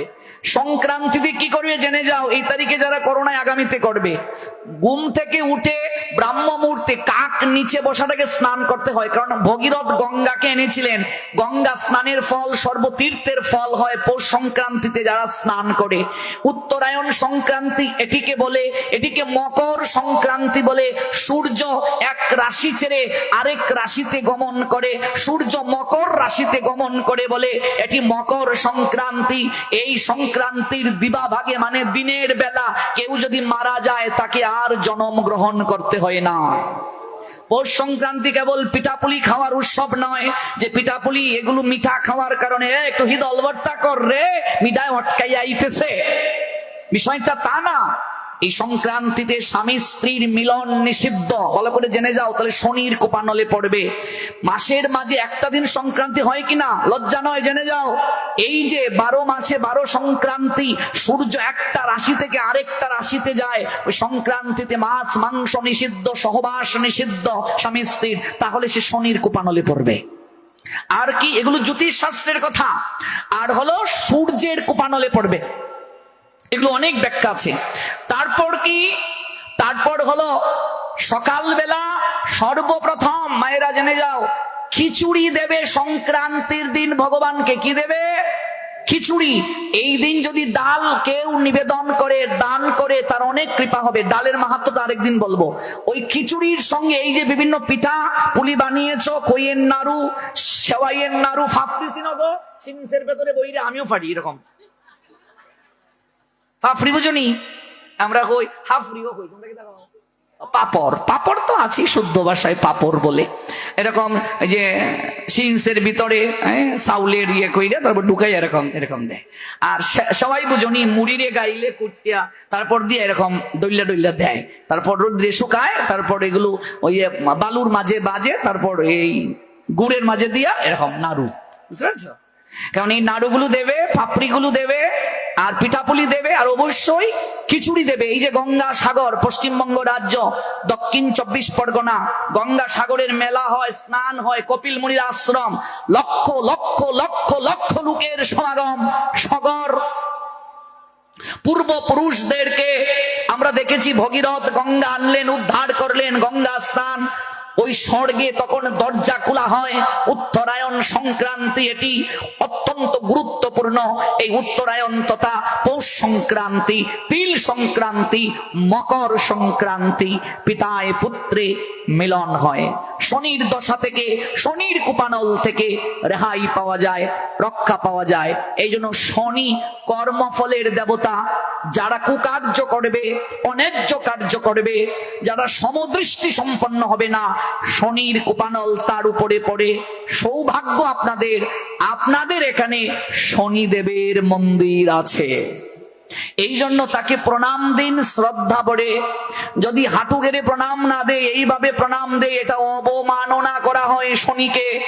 শনিকে বলা হয় কর্মফলের ঠাকুর, বড় ঠাকুর। কি বলা হয়? হ্যাঁ, কর্মফলের ঠাকুর, বুঝতে হবে। এই জন্য ওই যে আমরা বাড়ি শনি সেবা, যার যার মনের স্বাদ, আজ্ঞালো শনির প্রসাদ, আর চাউলার কলা খাইতে খাইতে শনির পেট লামা হয়ে যাইব, অসুখ হয়ে যাইব, এইটা না। ভালো মন্দ দাও, রান্না করে যাই পারো দাও। শনি, তার উপরে যে একটা অন্যরকম ভাবনা এতদিন যাবৎ মানুষের ছিল, এটা থেকে আমাদের বের হয়ে আসতে হবে। এই অনুভব থেকে আমাদের বের হতে হবে। এবং বিশেষ করে যমরাজের প্রতি একটা অন্যরকম ভাবনা, এটা থেকেও আমাদের বের হয়ে আসতে হবে। সবচেয়ে বড় কথাটা হলো, কুদৃষ্টিটা কখন শনির পরে, এটা যখন আমরা জানবো, এটা যখন আমরা অনুভব করব। আবার যদি কোনোদিন আসি, তাহলে শনি ঠাকুরের বিশেষ বিশেষ লীলামৃত আমরা আস্বাদন করব। এবার আসুন মূল প্রসঙ্গে ফিরে যাই। মূল প্রসঙ্গটা হলো শ্রীমদ্ ভাগবতের নবম স্কন্ধ ৪র্থতম অধ্যায় ৬৮ নং শ্লোক। সেখানে আমি বলেছিলাম, সাধব হৃদয়ং মজ্জং সাধুনাম হৃদয়ং তুহম মদন্নত্তে ন জানন্তি নাহম তেব্য মনা গোপী। অর্থাৎ ভগবান বলছেন, সাধুগণ আমার হৃদয়, আমিও সাধুগণের হৃদয়। তারা আমাকে ছাড়া কিচ্ছু জানে না, কিচ্ছু বুঝে না, আমিও তাদের ছাড়া বিন্দু মাত্র কিচ্ছু জানি না, কিচ্ছু বুঝি না। তাহলে মহাদেব হলেন সর্বশ্রেষ্ঠ, দেবের দেব। আমরা কি বলি? দেবের দেব মহাদেব। মহাদেবের কাছে কি প্রার্থনা করব আমরা জানলাম? কৃষ্ণ প্রেম ভক্তি। বাকি যা কিছু চাও তাও পাবে। ভক্তমাল গ্রন্থের নাম যারা শুনেছেন, সেখানে একটা চমৎকার লীলা আছে। বর্ধমানের মানকর গ্রাম, গ্রামের নামটা কি? মানকর। ওই গ্রামে জীবন চক্রবর্তী নামে একজন মহাদেবের সাধক ছিলেন। পশ্চিমবঙ্গ রাজ্য বর্ধমান, বর্তমানে যে বর্ধমানটাকে দুটা ভাগে ভাগ করা হয়েছে, একটা পূর্ব বর্ধমান। তো এখানে মানকর নামক গ্রামের একজন পরম ভক্ত, যার নাম জীবন চক্রবর্তী। ওই জীবন চক্রবর্তী খুবই দরিদ্র, মানে গরিব। তিনি মহাদেবের আরাধনা করেন। তিনি মহাদেবের আরাধনা করে মহাদেবের কাছে প্রার্থনা নিবেদন করেন। প্রার্থনাটা কি? হে প্রভু, তুমি একবার আমায় কৃপা করে দর্শন দান করো, তুমি আমার অভাব দূর করে দাও। ভালো করে লীলা শ্রবণ করুন। মহাদেবের মন্দিরে মহাদেবের লীলামৃত আস্বাদন যদি না করি, আমরা মহাদেবের চরণে অপরাধ করব। আর বৈষ্ণবেতে হয় যদি ক্ষুদ্র অপরাধ, কোটি কোটি ভজনেতে পড়ে যায় বাদ। শ্লোকটা বলছেন, সাধুগণ আমার হৃদয়। ভগবানের কথা যেখানে আস্বাদন হয়, সেখানে ভগবান বলছেন, আমি যতটা আনন্দ পাই, সন্তুষ্ট হই, তার থেকে বেশি আনন্দ পাই, সন্তুষ্ট হই আমার ভক্তের লীলা কথা যেখানে আস্বাদন করা হয়। ভগবানের গুণকীর্তন যেখানে হয়, ভগবান প্রেমময়ী রাধা রানীকে নিয়ে সেখানে আবির্ভূত হন। আছে কি নাই? নারদকে উদ্দেশ্য করে, নাহম তিষ্ঠামি বৈকুণ্ঠে যোগিনাম হৃদয়ে নছ মৎ ভক্তা যত্র গায়ন্তি তত্র তিষ্ঠামি হে নারদ। আর গীতা মাহাত্ম্যে বলা আছে, যত্র গীতা বিচারশ্চ পঠনং পাঠনং তথা মুদতে তত্র ভগবান শ্রীকৃষ্ণ শ্রী রাধয়া সহ। অথচ মনে রাখবেন, যেখানে ভগবানের ভক্তের কথা আস্বাদন হয়, যেখানে ভগবানের ভক্তের লীলা মহিমা আস্বাদন করা হয়, ভগবান বললেন, সেখানে আমি সর্বপ্রথম শ্রোতার আসনে গিয়ে বসি। কথাটা কত মহিমা! এই জন্যই তো এটা ভাগবত। ভাগবত মানে ভক্তের গুণ মহিমা, ভাগবত মানে ভক্তের লীলা মহিমা। ভক্ত কেমন করে ভগবানকে ভালোবেসেছে, প্রত্যেকটা লীলাতেই তো দেখবেন ভক্তের জয়। ভাগবতে ধ্রুবের যে চরিত্র, সেখানেও ভক্তের জয়। প্রহ্লাদের চরিত্র, সেখানেও ভক্তের জয়। ব্রজগোপীদের যে লীলামৃত, সেখানেও তাদের জয়। সব জায়গায় ভক্তের জয়। ভগবান ভক্তকে জয়ী করে আনন্দ পান। বৃন্দাবনে খেলা হচ্ছে মা, দুইটা দলে বিভক্ত করা হলো। গোবিন্দ খেলার নিয়ম দিলেন। নিয়মটা কি? যে খেলায় হেরে যাবে, অর্থাৎ পরাজিত যে হবে, ওই পরাজিত দলের লোকেরা বিজয়ী দলের লোকদেরকে কাঁধে চড়িয়ে বৃন্দাবন ঘুরে দেখাবে। এবার ভগবান যে পক্ষে আছেন, সেই পক্ষ সবাই দেখছে জিতে যাবে জিতে যাবে জিতে যাবে, কিন্তু গিয়ে হেরে গেলেন। আচ্ছা, ভগবান কেন হারলেন? ভগবান পরাজিত কেন হলেন? তার কারণটা হলো, ভগবান সবসময় ভক্তকে জয়ী করে আনন্দ পান। ভক্ত জয়ী হলে এটা তার জয়। ভক্তেরও লাগিয়া যুগে যুগে আসি আমি, রাখিতে ভক্তের মান। ভক্ত যখন জিতে গেল, রে শ্রীদাম, এই সুদাম, বসুদাম, আয় আয় আয়, ওরা বলছে ও কানাই, ও কানাই। খেলার নিয়ম তো ছিল যারা জয়ী হবে ওরা কাঁধে উঠবে, তো আমরা জয়ী হয়েছি, আমাদেরকে কাঁধে তুল। গঙ্গীত পুজো, গঙ্গীত পুজো গো, ছোটবেলা আমরা উঠছি গঙ্গীত। গঙ্গি খেলতে হয়নি, গঙ্গিত উঠলাম। এবার দেখবা কেউ যদি কাঁধে উঠে, গঙ্গিত উঠে, তাহলে পাও গুলো কেমন থাকে গো? লটকে থাকে কিনা, এমন ভাবে চরণ থাকে, চরণ। এবার যখন সখারা উঠলো, গোবিন্দ দু হাত দিয়ে চরণ গুলোকে সুন্দর করে ধরলেন গৌর প্রেমানন্দে। এটা তার আনন্দ, খুবই আনন্দ তার। তিনি কাঁধে করে সবাইকে ঘুরাচ্ছেন, অর্থাৎ গোবিন্দ বুঝাচ্ছেন আমি ভক্তের চরণ দুলিকোনা বড় ভালোবাসি, বড় ভালোবাসি। উদ্ধব প্রশ্ন করেছেন গোবিন্দকে, আচ্ছা তুমি বললে তুমি ভক্তের পিছনে পিছনে থাকো, কারণটা কি? সামনে তো থাকতে পারতে, পিছনে কেন? ভগবান বলেন আমি পিছনে থাকি কেন জানো? বলছে কেন? বলছে আমি পিছনে থাকি জগৎকে শিক্ষা দেওয়ার জন্য, ভক্তের গায়ের বাতাস যেন এসে গায়ে লাগে। সাধুর বাতাস গায়ে লাগিলে চুরের স্বভাব দূরে যায়, আয় চূড়াতর সাধুর বাতাস লাগুক গায়ে। পিছনে পিছনে থাকে, সাধুর সামনে যেতে নাই। কিসে যেতে হয় গো মা? পিছনে পিছনে। আর আমি পিছনে কেন যাই জানো? এই অনন্ত কোটি বিশ্ব ব্রহ্মাণ্ড আমার শরীরেই আছে। এটা তো গীতাতে আছে, বিশ্বরূপ দর্শন যুগে। এই অনন্ত কোটি বিশ্ব ব্রহ্মাণ্ডে অনন্ত কোটি জীব বাস করে, ওরা সবাই পরাঙ্ক মুখ, সবাই যে আমায় ভালোবাসে তা নয়। আমি ভক্তের পিছনে পিছনে হেঁটে যাই। ভক্ত যখন হেঁটে যায়, ভক্তের চরণ ধুলি যেন আমার গায়ে এসে পড়ে। বাতাসের সঙ্গে মিতালি স্থাপন করে ওই ধুলিকণা উড়ে এসে আমার গায়ে যখন পড়ে, আমার ওই গায়ে যে কত অনন্ত কোটি জীব বাস করে এই দেহ ব্রহ্মাণ্ডে, ওরা সবাই ভক্তের চরণধুলি পেয়ে, সাধুর চরণধুলি পেয়ে, বৈষ্ণবের চরণধুলি পেয়ে ওদের মাঝেও প্রেম লাভ হয়ে যায়, ভক্তি লাভ হয়ে যায়। এই জন্য আমি পিছনে পিছনে থাকি। ঘাড়ে উঠলো চরণ দোকানা হস্ত দ্বারা ধরলেন প্রভু, এটি তার বড় আনন্দ গো। এই জন্য ভক্তকে তিনি জয়ী করে আনন্দ পান, ভক্তের গুণমহিমা আস্বাদনে তিনি আনন্দ পান। এই জীবন চক্রবর্তী মহাদেবের আরাধনা করেন। মহাদেব স্বপ্নে তাকে একদিন দর্শন দিলেন, জীবন তুই আমার কাছে ধন প্রার্থনা করিস, তাই তো? যা, বৃন্দাবনে বড় বাবা নামে একজন সাধক আছে, যার নাম সনাতন গোস্বামী। আমরা নাম জানি কিনা? শ্রীরূপ শ্রী সনাতন ভট্ট রঘুনাথ, শ্রীজীব গোপাল ভট্ট দাস রঘুনাথ, এই 6 গোসাইর করি চরণ বন্দন, যাহা হতে বিঘ্ন নাশ অভীষ্ট পূরণ। ওই সনাতন গোস্বামীকে বড় বাবা বলা হতো, উপাধি। উনি তৎকালীন সময়ে এই যে ষড় গোস্বামীপাদের জীবন লীলা, সেখানে সনাতন জ্যেষ্ঠ, যদিও রূপ সংসার আগে ছেড়েছিলেন, বয়সের দিক থেকে সনাতন বড়, কিন্তু সংসার আগে ছাড়ার কারণে সনাতনের আগে রূপের নামটা নেওয়া হয়, শ্রীরূপ শ্রী সনাতন। কিন্তু জ্যেষ্ঠ কিসে? বয়সে জ্যেষ্ঠ। আর সংসার আগে ছাড়লেন রূপ গোস্বামী, দুইজনই আপন ভাই। জীব হলো তাদের ভাতিজা, ভাইয়ের ছেলে, অনুপমের ছেলে। ওই সনাতন গোস্বামী একজন আছে, তার কাছে তুই যা, তোর জীবনে কোনো অভাব থাকবে না রে, দুঃখ থাকবে না, যা ওইখানে তুই যা। মহাদেব স্বপ্নে দর্শন দিলেন।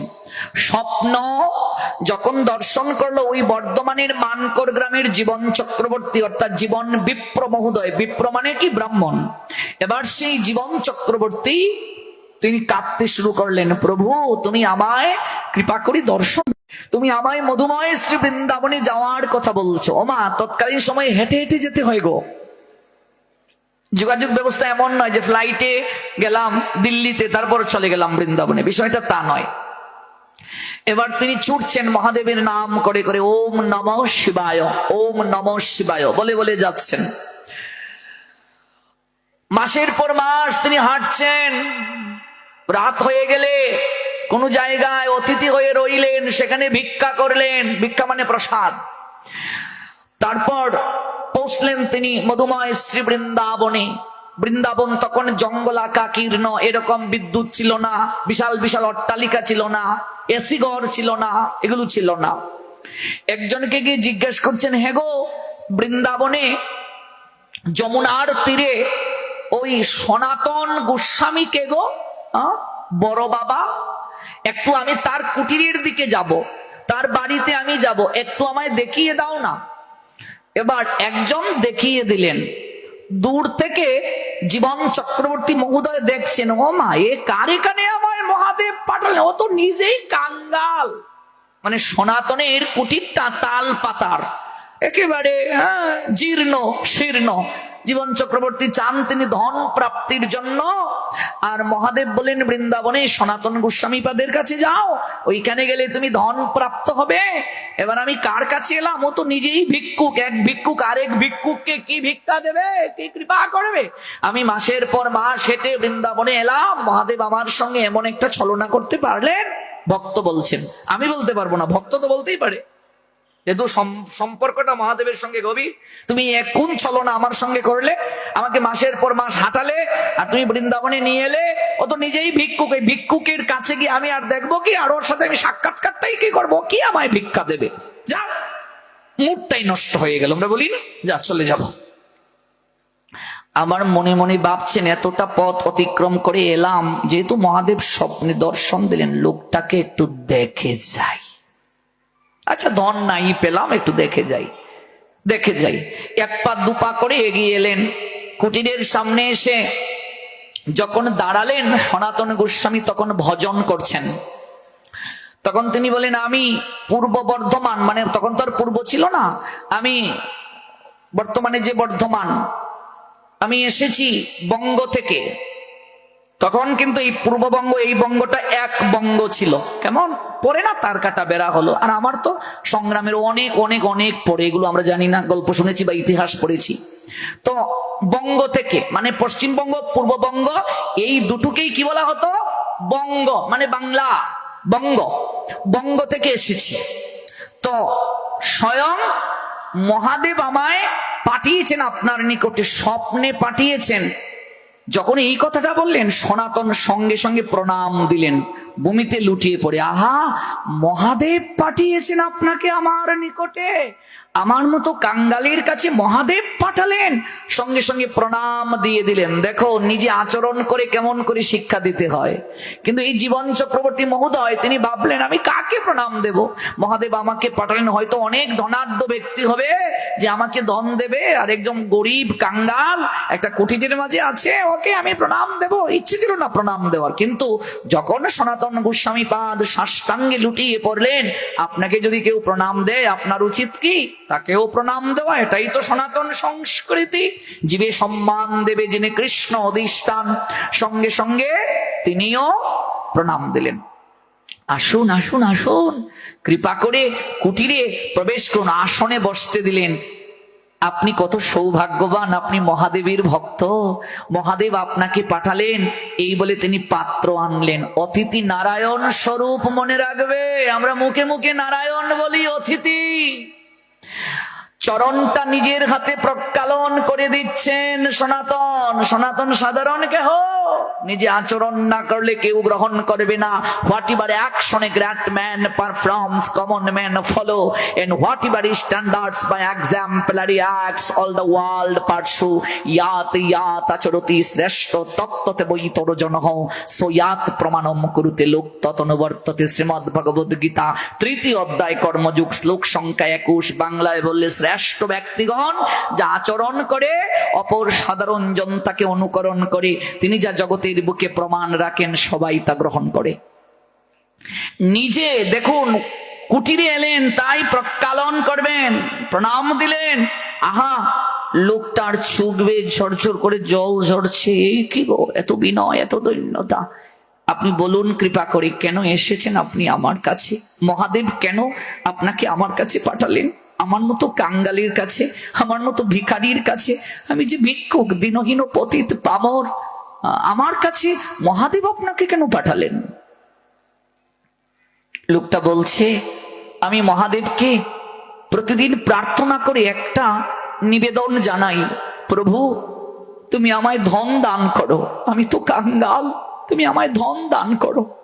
স্বপ্নে আমায় মহাদেব বলেন, ওরে তুই বৃন্দাবনে যা সনাতন গোস্বামীর কাছে, তুই এমন ধন প্রাপ্ত হবে জীবনে তোর আর কিচ্ছু প্রাপ্তির বাকি থাকবে না। ওরে তুই এমন ধন প্রাপ্ত হবে জীবনে আর তোর কিচ্ছু প্রাপ্তির বাকি থাকবে না।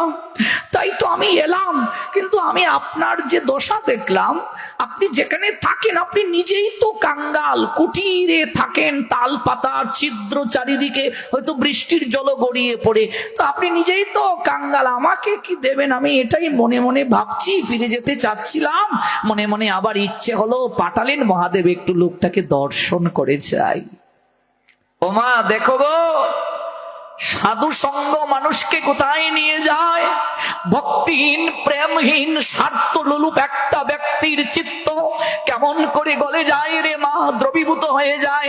এই যে কষ্ট করে বসলে, এই কষ্টের একটা অবশ্যই অবশ্যই অবশ্যই প্রতিদান ভগবান তোমায় দেবে, মহাদেব তোমায় দেবে, কারণ এখানে কেউ খালি হাতে ফিরে যায় না, এই জায়গায় কেউ খালি হাতে ফিরে যায় না। সনাতন মনে মনে বলছেন, ঠিকই তো বলেছেন, আমি কাঙ্গাল, আমি কাঙ্গাল, আমার মতো জগতে কাঙ্গাল আর কেউ নাই।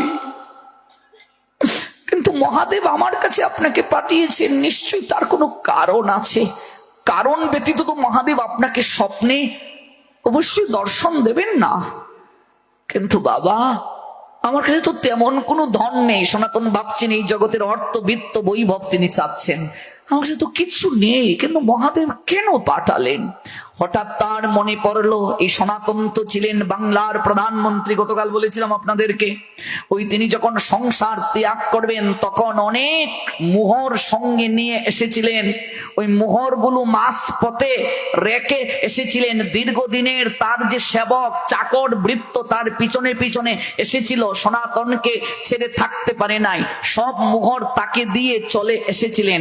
আর সারা জীবনের মোহর ওই সনাতনকে বন্দী করে রেখেছিল হোসেন শাহ। যখন সনাতনের হৃদয়ে বৈরাগ্য জেগেছিল, গৌরাঙ্গ বলে কাঁদত, লুটিয়ে পড়ত। হুসেন শাহ ভাবলেন, এত পণ্ডিত একটা ব্যক্তি, সে যদি প্রধানমন্ত্রীর দপ্তরটা ছেড়ে দেয়, এরকম যোগ্য লোক পাবো না। তাই ওই সনাতনকে বন্দী করে রেখেছিল যে তুমি সংসার ত্যাগী হতে পারবে না, দরবেশ হতে তুমি পারবে না, বন্দী করে রেখেছিল। সারা জীবনের মোহর, সারা জীবনের স্বর্ণ মুদ্রা ওই প্রহরীকে ডেকে ডেকে বলেছিল, ভাই রে এই নে, সারা জীবন কেন 7 পুরুষ বসে খেতে পারবে, জীবনে একটা মিথ্যে কথা তুই বল রে ভাই।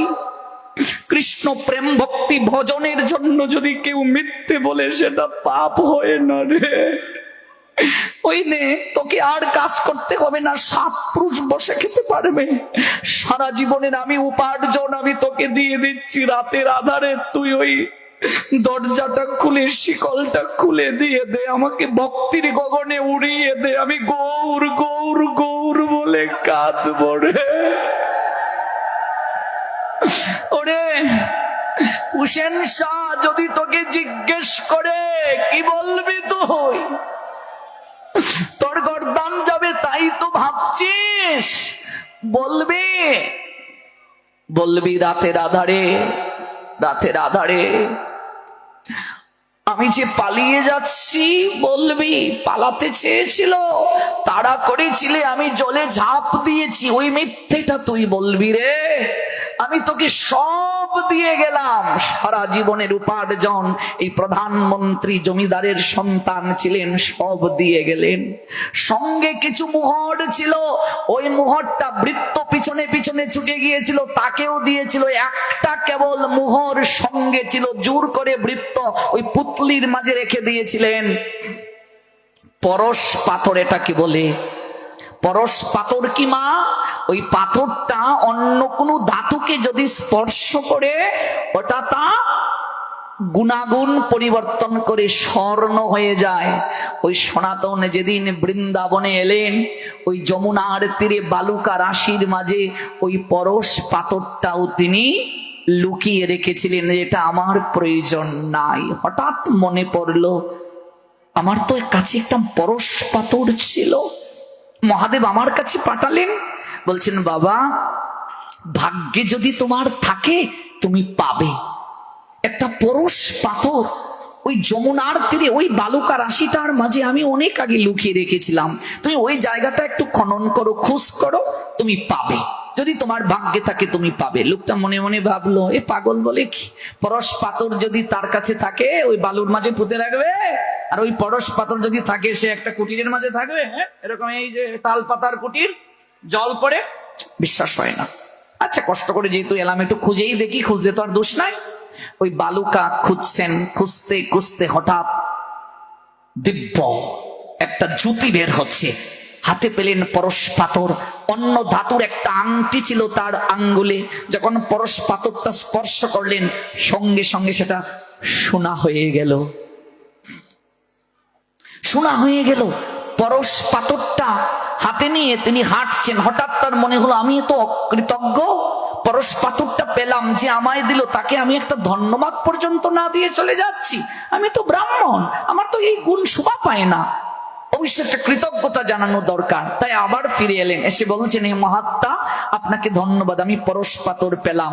সনাতন একটিবার দেখতেও চাইলেন না, পরশ পাথরটা একটু দেখি, একটু হাতে দিন, কিচ্ছু তিনি বললেন না।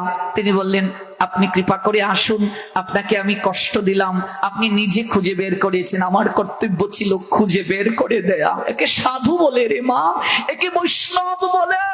বৈষ্ণব উদার হয়, নিজের সর্বস্ব দিয়ে সাধুর সেবা করে, তাকে বৈষ্ণব বলে। বৈষ্ণব নিজের চিন্তা করে না, বৈষ্ণব নিজের সর্বস্ব দিয়ে দেয়, পরের যে হিত করে সাধু বলি তারে। বলো দেখি এ জগতে সাধু বলি কারে? পরের যে হিত করে সাধু বলি তারে। আমরা মনে করি সাধু মনে হয় খেতে পারে না, ওদের মনে হয় পারিবারিক স্ট্যাটাস ভালো না, ওদের মনে হয় বংশমর্যাদা ভালো না, ওদের মনে হয় লেখাপড়া নাই, ওরা এই বাড়ি ওই বাড়ি খুঁজে বেড়ায়। না রে মা, এটা ভুল। সাধু আমাকে কৃপা করার জন্য আজকে ওই বাড়ি কালকে ওই বাড়ি ঘুরে বেড়ায়। মুহন্তের স্বভাব হয় তারিতে পামর, নিষ্কার্য নাই তবু যায় পরের ঘর। পরশ পাথরটা হাতে নিয়ে মনে মনে ভাবছেন, আমার আর দুঃখ থাকবে না, অভাব থাকবে না।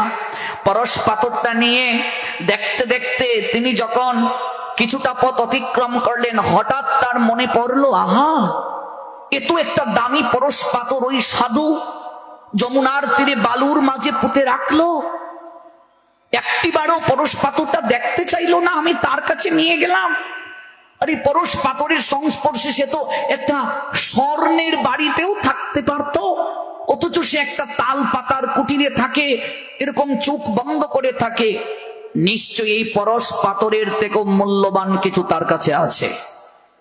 গৌর প্রেমানন্দে, এর থেকেও মহামূল্যবান কিছু তার কাছে আছে, যার কারণে পরশ পাথরের থেকে ওই জিনিসটার প্রতি তার মায়া বেশি। ওমা, তুমি সোনা পড়ো, যদি হীরা পেয়ে যাও তখন তুমি সোনার থেকে হীরাকে মূল্যায়ন করবে বেশি কিনা? অবশ্যই বেশি করবে, অবশ্যই বেশি হবে। আচ্ছা, কেউ দুধ খায় কিন্তু এক গ্লাস দুধ প্রতিদিন খায়, কেউ যদি তাকে এক গ্লাস সর দেয়, দুধটা আগে খাবে না সরটা খাবে? তুমি আগে সর খাবে। আচ্ছা ভালো, তাহলে দুধ না খেয়ে আগে সর খাবে। তো তোমাকে সোনা দিচ্ছে, হীরা দিচ্ছে, আমাকেও দিচ্ছে, আমি বলবো হীরাটা আগে আমায় দাও। তাহলে মানুষ তো চায়, মহানাম্রত ব্রহ্মচারী বললেন, এই মানুষ কম ভালোবাসার স্থানে থাকতে চায় না। উদ্ধব সন্দেশে বললেন সবসময় বেশি ভালোবাসা যেখানে পায় সেখানে চলে যায়, এটা মানবের ধর্ম। কিন্তু ভগবানের ক্ষেত্রে তা নয়। ভগবান কিন্তু সমদর্শী, মনে রাখবেন। আমরা কর্ম অনুযায়ী তার কাছ থেকে সুখ নেই, দুঃখ নেই। লোকটা ভাবলো এর থেকেও মহামূল্যবান জিনিস তার কাছে আছে, যার কারণে ওই পরশ পাথরের প্রতি তার কোনো মোহ নাই। চোখ বন্ধ করে আছে ওই ওই ওই কুটিরটার মাঝে। আমার পরশ পাথরের থেকে ওর কাছে কি আছে ওই জিনিসটা আমার জানা দরকার।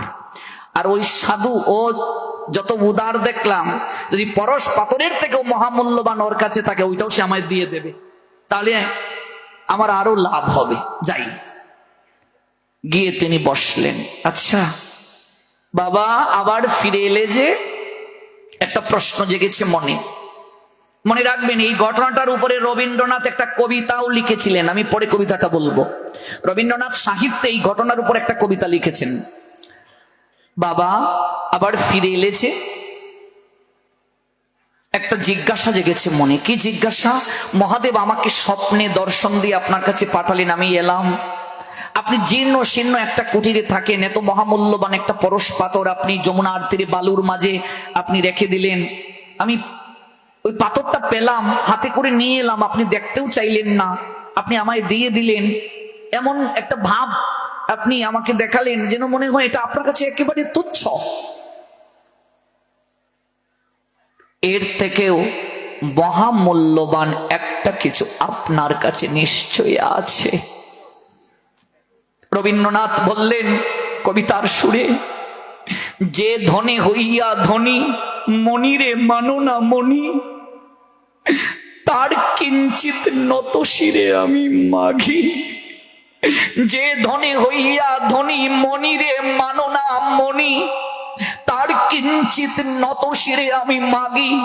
করজুড়ে বলছেন, হে মহাত্মা, আমার কেন জানি মনে হচ্ছে এর থেকেও মহামূল্যবান একটা জিনিস আপনার কাছে আছে, যার কারণে আপনি ওই পরশ পাথর ওই মণিটার প্রতি আগ্রহ না রেখে আপনি চুপটা বন্ধ করে আপনি কি জানি অনুভব করছেন, কি জানি ভাবছেন। আমি ওই মনির কিঞ্চিত খানি আমি নতশিরে আপনার কাছে ভিক্ষা চাই। সনাতন বলছেন, হে জীবন চক্রবর্তী, তুমি মহাদেবকে আরাধনা করেছো কিন্তু তার কৃপা জানতে পারো নাই, তুমি তার কৃপা বুঝতে পারোনি। তোমায় মহাদেব স্বপ্নে কি বলেছিলেন? জীবনে এমন ধন তিনি তোমায় দেবেন যে ধন প্রাপ্ত হলে আর জীবনে কিচ্ছু প্রাপ্তির বাকি থাকবে না। ওরে জীবন, আমি এই বাংলার প্রধানমন্ত্রী ছিলাম রে, আমি সকল কিছু ত্যাগ করে আজ এক বস্ত্রে ব্রজের ধুলায় হারাধে, শ্রী রাধে বলে ধুলায় গোড়াগড়ি দেই। জগতের সবচেয়ে বড় ধন জীবন, কৃষ্ণ প্রেম ধন। এই ধন একবার যদি কেউ লাভ করে তাকে জীবনে আর কিচ্ছু প্রাপ্তির বাকি থাকে না। এই প্রেমধন প্রাপ্তির জন্য কত রাজা রাজ সিংহাসন ছেড়ে দেয়। ওই প্রেমের কিঞ্চিত কানি যদি কারো হৃদয়ে জাগে, স্ত্রীর স্বামীর প্রতি ভালোবাসা কমে যায়, স্বামীর স্ত্রীর প্রতি ভালোবাসা কমে যায়, সন্তানের প্রতি বাৎসল্য কমে যায়। পাগলের মতো হয়ে একটাই তার কেবল প্রার্থনা, কৃষ্ণ।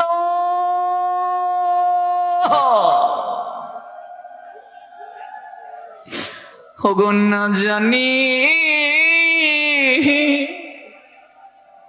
কতেক মধু শ্যাম নামে আছে গো,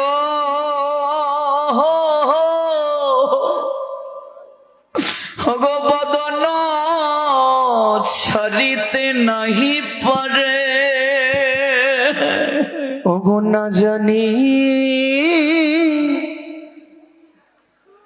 কতক মধু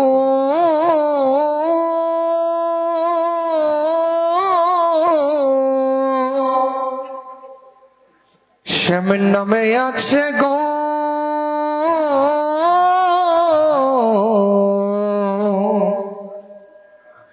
বদন ছাড়িতে নাহি চা। ওগো না জানি কতক মধু শ্যাম নামে আছে গো,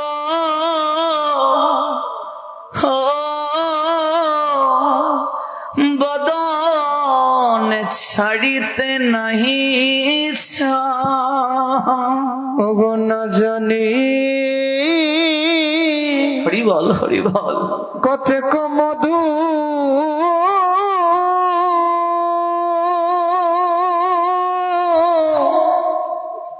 মধু শ্যাম নামে আছে গো,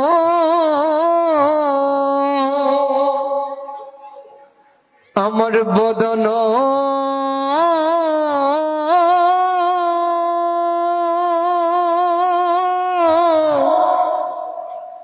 বদন ছাড়িতে নাহি চা। ওগো জপিতে জপিতে নাম ওই ছনে করিল গো সখী, কেমনে পাইব বলো থারে।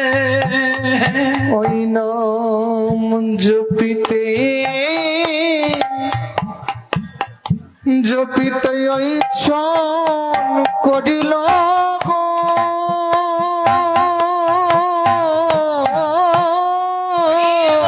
হরি বলো না কেমনে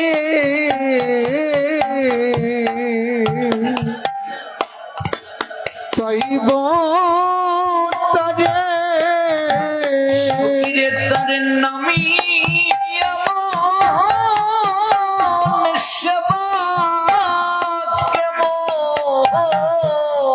সখীরে তোর নামে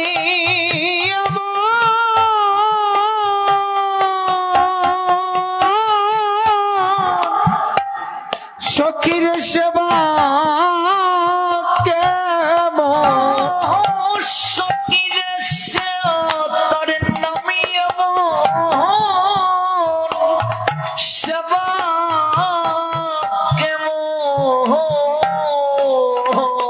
সখীরে তোর নামি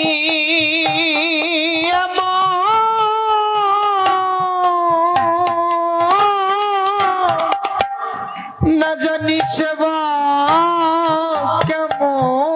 যার নাম শুনলে, যার কথা শুনলে আমাদের হৃদয়ে দ্রবীভূত হয়ে যায়, নয়নে অশ্রু ঝরে, না জানি সে কেমন রে। সখীরে যার নাম শুনে এত প্রেম জাগে, চুকে আসে এত জল, সখী না জানি সে হরি কেমন বল। সখী এত প্রেম জাগে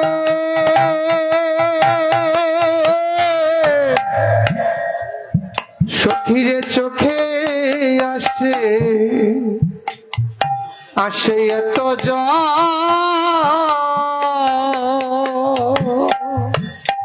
চাও তুমি চাও সেই প্রেমদন, চাও জীবন, চাও জীবন চক্রবর্তী এই পরশ পাথরটা যমুনার জলে ছুঁড়ে মারল।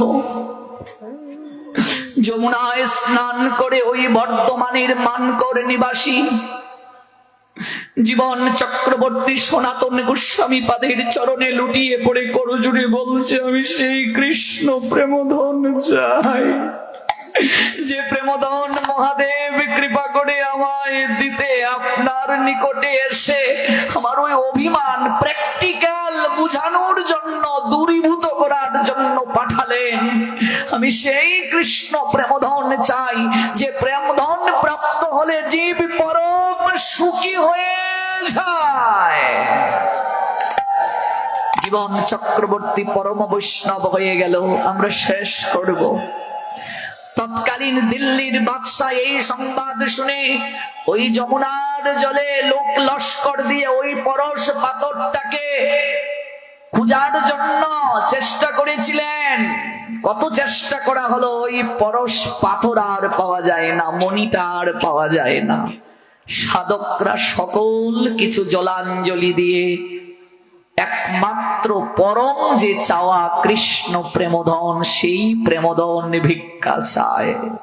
এই মহাদেব বাড়ি মন্দিরের মধ্যমণি স্বয়ং মহাদেব আমাদেরকে সেই কৃষ্ণ প্রেমধন দান করুন। নিতাই গৌর। নিতাই গৌর সীতানাথ প্রমানন্দে হরি বল।